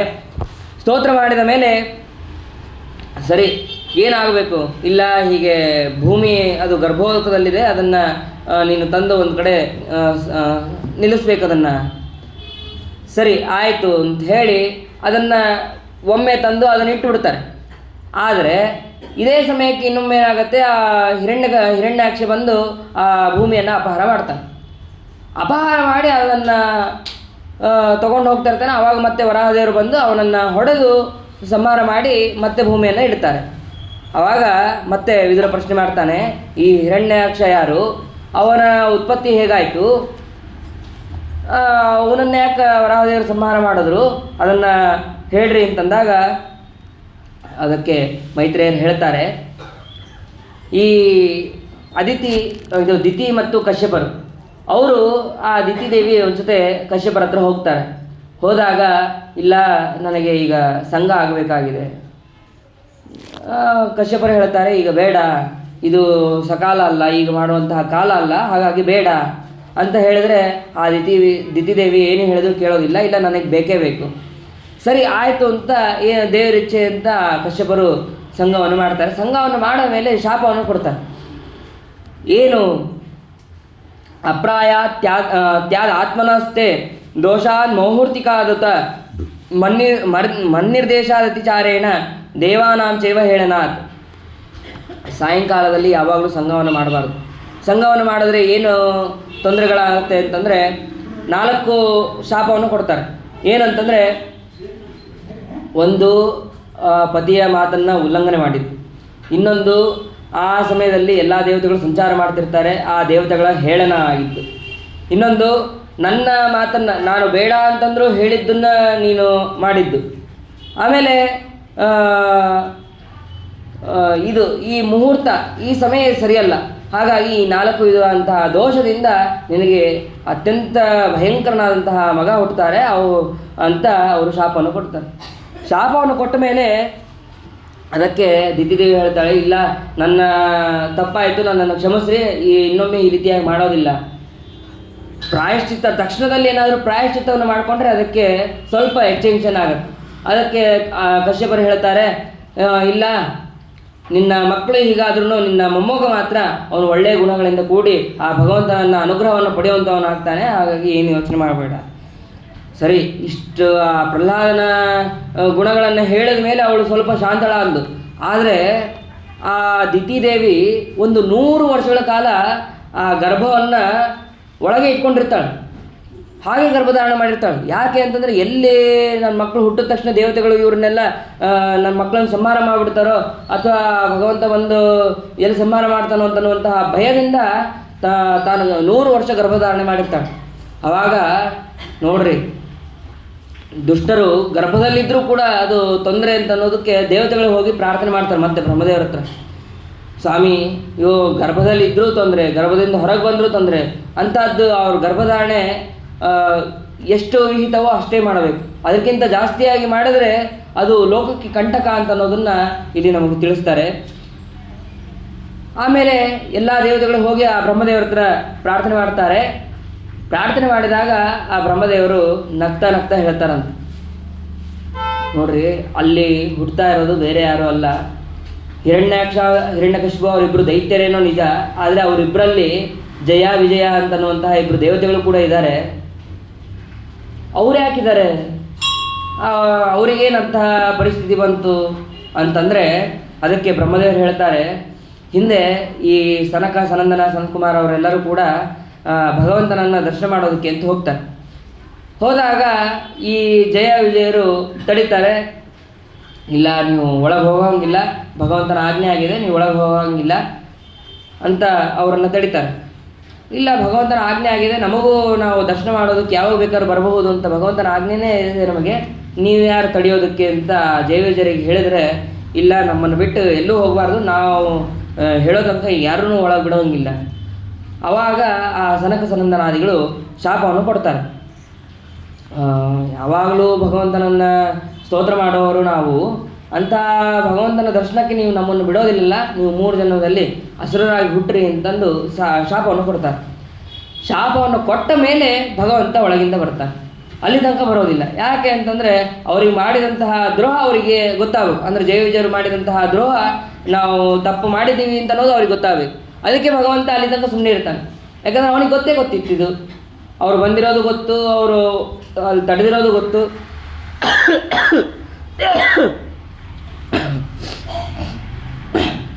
ಅಲ್ಲಿ ತಡೆದಿರೋದು ಗೊತ್ತು. ಹಾಗಿದ್ದಾಗ ಅವರಿಗೆ ಶಾಪ ಕೊಟ್ಟ ಮೇಲೆ ಅಲ್ಲಿ ಭಗವಂತ ಬರ್ತಾನೆ. ಭಗವಂತ ಬಂದು ನೀವು ಶಾಪ ಕೊಟ್ಟಿದ್ದು ಬಹಳ ಉಚಿತವೇ ಆಗಿದೆ ಅಂತ ಹೇಳ್ತಾರೆ. ಸ್ವಾಮಿ, ಹಾಗಾದರೆ ಆ ಜಯವಿಜಯರು ಪ್ರಾರ್ಥನೆ ಮಾಡ್ತಾರೆ, ಹಾಗಾದರೆ ನಮ್ಮ ಗತಿ ಏನು? ಇಲ್ಲ, ನೀವೇನು ವಿಚಾರ ಮಾಡಬೇಡ್ರಿ, ನಿಮಗೆ ನಾನೇ ಅವತಾರ ಮಾಡಿ ನಿಮ್ಮನ್ನು 3 ಅವತಾರಗಳಲ್ಲೂ ನಾನೇ ಸಂಹಾರ ಮಾಡ್ತೀನಿ ಅಂತ ಹೇಳಿ ಆ ಭಗವಂತ ಅವರಿಗೆ ವರವನ್ನು ಕೊಡ್ತಾನೆ. ಕೊಟ್ಟಾಗ ಅವರೇ ಈಗ ಆ ದ್ವಿತೀಯ ಗರ್ಭದಲ್ಲಿ ಹಿರಣ್ಯಕಶಿಪರಾಗಿ ಅವರು ಹುಟ್ಟುತ್ತಾ ಇದ್ದಾರೆ ಅಂತ ಅನ್ನೋದನ್ನು ಬ್ರಹ್ಮದೇವರು ಹೇಳ್ತಾರೆ. ಬ್ರಹ್ಮದೇವರು ಮತ್ತೆ ಭಗವಂತನ ಹತ್ರ ಪ್ರಾರ್ಥನೆ ಮಾಡ್ತಾರೆ, ಅವರನ್ನು ಬೇಗ ಆ ದಿತಿಯಿಂದ ಹುಟ್ಟಿಸುವಂತೆ ಮಾಡಿ ನೀನು, ಮತ್ತೆ ಮಾಡೋದಷ್ಟೇ ಅಲ್ಲ, ಅವ್ರನ್ನ ಬೇಗ ಸಂಹಾರವನ್ನು ಕೂಡ ನೀನು ಮಾಡಬೇಕು ಅಂತ ಬ್ರಹ್ಮದೇವರಲ್ಲಿ ಭಗವಂತನಲ್ಲಿ ಪ್ರಾರ್ಥನೆ ಮಾಡಿದಾಗ ಅದಕ್ಕೆ ಭಗವಂತ ಹೇಳ್ತಾನೆ, ಯಾವ ವಿಚಾರವನ್ನು ಕೂಡ ನೀವು ಮಾಡಬೇಡ್ರಿ, ಕೆಲವು ಕಾಲಕ್ಕೆ ಕೆಲವೊಂದು ಹಾಗೇ ಆಗತ್ತೆ, ಇನ್ನೊಂದು ಸ್ವಲ್ಪ ದಿವಸ ತಡೀರಿ, ಆ ಸ್ವಲ್ಪ ದಿವಸದಲ್ಲೇ ಆ ಹಿರಣ್ಯಾಕ್ಷನನ್ನು ಸಂಹಾರ ಮಾಡ್ತೀನಿ ಅಂತ ಅನ್ನೋದನ್ನು ಆ ಭಗವಂತ ಹೇಳ್ತಾನೆ. ಭಗವಂತ ಹೇಳಿದಂತಹ ಮಾತನ್ನು ಬ್ರಹ್ಮದೇವರು ಎಲ್ಲ ದೇವತೆಗಳಿಗೆ ಹೇಳ್ತಾರೆ. ವಿಶ್ವಸ್ಯ ಸ್ಥಿತಿಲಯೋದ್ಭವ ಹೇತುರಾಧ್ಯ ಯೋಗೇಶ್ವರೈರಪಿ ದುರತ್ತೆ ಯೋಗ ಮಾರ್ಗ ಕ್ಷೇಮಂ ವಿಧಾಸ್ಯತಿ ಸನೋ ಭಗವಾನ್ ಶ್ರೀಧೀಶಃ ತ್ರಾತಾಸ್ಮದೀಯ ವಿಮೃಶೇನ ಕಿಯಾನಿಹಾರ್ತಃ. ಎಲ್ಲ ರೀತಿಯಾದಂತಹ ಕ್ಷೇಮವನ್ನು ವಿಚಾರ ಮಾಡುವವನು ಭಗವಂತ. ನಮ್ಮನ್ನು ರಕ್ಷಣೆ ಮಾಡುವವನು ಯಾವಾಗಲೂ ರಕ್ಷಣೆ ಮಾಡುವವನು ಭಗವಂತ. ಅಂತಹ ರಕ್ಷಣೆ ಮಾಡುವಂತಹ ಭಗವಂತನಿಗೆ ಇವರನ್ನು ಸಂಹಾರ ಮಾಡೋದು ಅವನಿಗೆ ಗೊತ್ತಿರುತ್ತೆ. ಹಾಗಾಗಿ ನಾವು ಬಹಳವಾಗಿ ವಿಚಾರ ಮಾಡೋದು ಬೇಡ, ಆ ಭಗವಂತನೇ ಬಂದು ಸಂಹಾರವನ್ನು ಮಾಡ್ತಾನೆ ಅಂತ ಬ್ರಹ್ಮದೇವರು ಎಲ್ಲ ದೇವತೆಗಳಿಗೆ ವಿಶ್ವಾಸವನ್ನು ಕೊಡ್ತಾರೆ. ಕೊಟ್ಟ ಮೇಲೆ ಈ ಕಡೆ ಆ ದಿತಿಯು ಕೂಡ ದಿತಿ ಅವಳು ಗರ್ಭಧಾರಣೆ ಮಾಡಿದ್ಲು, ಅದನ್ನು ಪ್ರಸವ ಮಾಡ್ಕೊತಾಳೆ. ಮಾಡ್ಕೊಂಡ ಮೇಲೆ ಅಲ್ಲಿ ಹಿರಣ್ಯಕಶಿಪು. ಆ ಹಿರಣ್ಯಾಕ್ಷ ಅವನು ಹುಟ್ಟಿದ ತಕ್ಷಣ ಅವನು ರಾಕ್ಷಸನಾಗೇ ಹುಟ್ಟಿರ್ತಾನೆ. ಅವನು ಹೋಗಿ ದೇವತೆಗಳನ್ನು ಬಡಿಯೋದು ಈ ರೀತಿಯಾಗಿ ಮಾಡ್ತಾ ಇರ್ತಾನೆ. ಹೋಗ್ತಾನೆ ಸೀದಾ ದೇವತೆಗಳ ಹತ್ರ ಯುದ್ಧಕ್ಕೆ ಬರ್ರಿ, ಇಲ್ಲ ನಾವು ನಿಮ್ಮ ಜೊತೆ ಯುದ್ಧ ಬರೋದಿಲ್ಲ ಅಂತ ದೇವತೆಗಳೆಲ್ಲರೂ ಕೂಡ ಹಿಂಸರಿದು ಬಿಡ್ತಾರೆ. ಸರಿ, ವರ್ಣಲೋಕಕ್ಕೆ ಹೋಗ್ತಾನೆ. ವರ್ಣಲೋಕಕ್ಕೆ ಹೋಗಿ ವರುಣ ನನ್ನ ಜೊತೆ ಯುದ್ಧಕ್ಕೆ ಬಾ ಅಂತ ಹೇಳಿದ್ರೆ, ಇಲ್ಲ ನಾನು ಯುದ್ಧಕ್ಕೆ ಬರೋದಿಲ್ಲ, ನಿನ್ನ ಜೊತೆ ಯುದ್ಧ ಮಾಡೋದಕ್ಕೆ ಅಂತಲೇ ವರಾಹ ಕಾಯ್ತಾ ಇದ್ದಾನೆ, ಅಲ್ಲಿ ಹೋಗು. ಆ ವರಾಹ ಹತ್ರ ಕಳಿಸಿದಾಗ ವರಾಹ ದೇವರ ಮೇಲೆ ಭೂಮಿ ಇರ್ತದಂತೆ. ಆ ಭೂಮಿ ನಡುತ್ತಾ ಇರ್ತದಂತೆ. ಯಾಕೆ ಅಂತಂದರೆ ಹಿರಣ್ಯಾಕ್ಷ ಅಂತ ಬರೀ ಬೈತಾ ಇರ್ತಾನೆ. ವಿಚಿತ್ರವಾದಂತಹ ಮಾತುಗಳಿಂದ ವರಾಹನನ್ನು ಬೈತಾ ಇದ್ದರೆ ಅದನ್ನು ತಡ್ಕೊಳಕ್ಕಾಗೋದಿಲ್ಲ ಅಂತ. ಆವಾಗ ವರಾಹದೇವರು ಏನು ಮಾಡ್ತಾರೆ, ಒಂದು ಕಡೆ ಭೂಮಿಯನ್ನು ನಿಲ್ಲಿಸಿ ಆಮೇಲೆ ಹಿರಣ್ಯಾಕ್ಷನ ಹತ್ರ ಯುದ್ಧಕ್ಕೆ ಅಂತ ಬರ್ತಾರೆ. ಯುದ್ಧಕ್ಕೆ ಅಂತ ಬಂದಾಗ ಬೇಗ ಅವನನ್ನು ಕೊಲ್ಲಬಾರ್ದ, ಅವನು ಸ್ವಲ್ಪ ಹೊತ್ತು ನಟನೆ ಮಾಡ್ತಾನೆ. ಅವನ ಜೊತೆ ಯುದ್ಧ ಮಾಡೋದು, ಲೀಲೆಯಿಂದ ಆಟ ಆಡ್ತಾ ಇರ್ತಾನೆ. ಆಟ ಆಡ್ಬೇಕಾದ್ರೆ ಕೈಯಲ್ಲಿರುವಂತಹ ಭಗವಂತನ ಗದೆ ಅದು ಕೆಳಗೆ ಬೀಳ್ತದೆ. ಕೆಳಗೆ ಬಿದ್ದ ತಕ್ಷಣ ಹಿರಣ್ಯಾಕ್ಷ ಹೇಳ್ತಾನೆ, ಇಲ್ಲ ನಾನು ನಿರಾಯುಧರ ಜೊತೆ ಯುದ್ಧವನ್ನು ಮಾಡೋದಿಲ್ಲ. ನೀನು ತಲೆ ಅಂತೇಳಿ ಅವರು ಭಗವಂತ ತಕ್ಷಣ ತನ್ನ ಸುದರ್ಶನ ಚಕ್ರವನ್ನು ಸ್ಮರಣೆ ಮಾಡ್ತಾನೆ. ಆ ಚಕ್ರ ಬರ್ತದೆ. ಅವನ ಕೈಯಲ್ಲಿರುವಂತಹ ಗದೆಯನ್ನು ಕೂಡ ಅದನ್ನು ಭಗವಂತ ಪುಡಿ ಮಾಡ್ತಾನೆ. ಪುಡಿ ಮಾಡಿ ಸ್ವಲ್ಪ ಹೊತ್ತು ಹೀಗೆ ಲೀಲೆ ಮಾಡ್ತಾ ಇರ್ತಾರೆ. ಅವಾಗ ಬ್ರಹ್ಮದೇವರು ಬಂದು ಮತ್ತೆ ಪ್ರಾರ್ಥನೆ ಮಾಡ್ತಾನೆ, ನಿನ್ನ ಲೀಲೆ ಇದು ಜಗತ್ತಿಗೆ ತೊಂದರೆ ಆಗತ್ತಪ್ಪ, ನೀನು ಲೀಲೆ ಮಾಡೋದು ಸಾಕು, ಅವನನ್ನು ಸಂಹಾರ ಮಾಡುವಂಥ ಬ್ರಹ್ಮದೇವರು ಬಂದು ಪ್ರಾರ್ಥನೆ ಮಾಡಿದ ಮೇಲೆ ಅವನನ್ನು 1-2 ಸತೆ ಆ ಚಕ್ರದಿಂದ ಎಲ್ಲವನ್ನು ನಾಶ ಮಾಡಿ ಅವನ ಕಪಾಳಕ್ಕೆ ಹೊಡಿತಾರೆ. ಒಬ್ಬ ಹಿರಣ್ಯಾಕ್ಷ ಬ್ರಹ್ಮದೇವರಿಂದನೇ ಹುಟ್ಟಿರ್ತಾನೆ, ಇನ್ನೊಬ್ಬ ಹಿರಣ್ಯಾಕ್ಷ ದಿತಿ ಕಶ್ಯಪನಿಂದ ಹುಟ್ಟಿರ್ತಾನೆ. ಇಬ್ಬರನ್ನೂ ಕೂಡ ವರಾಹದೇವರೇ ಸಂಹಾರ ಮಾಡ್ತಾರೆ ಅಂತ ಅನ್ನೋದನ್ನು ಇಲ್ಲಿ ತಿಳಿಸ್ತಾರೆ. ಸಂಹಾರ ಮಾಡಿದ ಮೇಲೆ ಭಗವಂತನನ್ನು ಮತ್ತೆ ಬ್ರಹ್ಮಾದೇವತೆಗಳು ಎಲ್ಲರೂ ಕೂಡ ಸ್ತೋತ್ರವನ್ನು ಮಾಡ್ತಾರೆ. ಸ್ತೋತ್ರವನ್ನು ಮಾಡಿ ಈ ವರಾಹ ಚರಿತ್ರೆಯನ್ನು ಯಾರು ಶ್ರವಣವನ್ನು ಮಾಡ್ತಾರೋ ಅದು ಅವರಿಗೆ ಎಲ್ಲ ರೀತಿಯಾದಂತಹ ಪುಣ್ಯ ಮತ್ತು ಪವಿತ್ರ ಧನ್ಯ ಯಶಸ್ಸು ಕೀರ್ತಿ ಮತ್ತು ಯೋಗ್ಯವಾದಂತಹ ಸ್ಥಾನ ಇದೆಲ್ಲವೂ ಕೂಡ ಆಯುರ ಆರೋಗ್ಯ ಎಲ್ಲವೂ ಕೂಡ ವರಾಹದೇವರ ಚರಿತ್ರೆಯಿಂದ ಬರುತ್ತೆ ಅಂತ ಅನ್ನೋದನ್ನು ಇಲ್ಲಿ ತಿಳಿಸ್ತಾರೆ. ಇದಾದ ಮೇಲೆ ಮತ್ತೆ ಸ್ವಯಂಭವಮನುವಿನ ಬಗ್ಗೆ ಮತ್ತೆ ಪ್ರಶ್ನೆಯನ್ನು ಮಾಡ್ತಾನೆ. ಸ್ವಯಂಭವನು ಹೇಗೆ ಅವನು ಸೃಷ್ಟಿಯನ್ನು ಮಾಡಿದ, ಭೂಮಿ ಬಂದ ಮೇಲೆ ಮತ್ತೆ ಹೇಗೆ ಸೃಷ್ಟಿ ಮಾಡಿದ ಅದನ್ನು ಕೂಡ ಹೇಳ್ರಿ ಅಂತ ಹೇಳಿದಾಗ ಅದಕ್ಕೆ ಮೈತ್ರೇಯರು ಹೇಳ್ತಾರೆ, ಆ ಸ್ವಯಂಭವಮನುವಿಗೆ ನೀನು ಪ್ರಜಾ ಸೃಷ್ಟಿಯನ್ನು ಮಾಡು, ಆ ಸೃಷ್ಟಿಯಿಂದ ನನಗೆ ತೃಪ್ತಿ ಆಗತ್ತೆ ಅಂತಂದು ಬ್ರಹ್ಮದೇವರು ಹೇಳಿರ್ತಾರೆ. ಯಾಕೆ ಅಂತಂದರೆ ಎಲ್ಲ ರೀತಿಯಾದಂತಹ ಸೃಷ್ಟಿಯನ್ನು ಮಾಡಿದ್ರು, ಯಾವ ಸೃಷ್ಟಿಯಿಂದನೂ ಆ ಬ್ರಹ್ಮದೇವರಿಗೆ ತೃಪ್ತಿ ಅಂತ ಅನ್ನೋದು ಆಗಿರೋದಿಲ್ಲ. ಕೊನೆಗೆ ಈ ಮಾನವ ಸೃಷ್ಟಿಯಿಂದ ಆ ಬ್ರಹ್ಮದೇವರಿಗೆ ತೃಪ್ತಿ ಅಂತ ಅನ್ನೋದು ಆಗಿರುತ್ತೆ. ಅಂತಹ ಸೃಷ್ಟಿಯನ್ನು ಈ ಸ್ವಯಂಭವನು ಅವನು ಮಾಡ್ತಾನೆ. ಆ ಸ್ವಯಂಭವಮನುವಿನಲ್ಲಿ ಆಕೂತಿ, ದೇವಹೂತಿ, ಪ್ರಸೂತಿ ಮತ್ತು ಪ್ರಿಯವೃತ, ಉತ್ತಾನಪಾದ ಇವರೆಲ್ಲರೂ ಕೂಡ ಅಲ್ಲಿ ಹುಟ್ಟುತ್ತಾರೆ. ಅವರ ಈ ಆಕೂತಿಯನ್ನು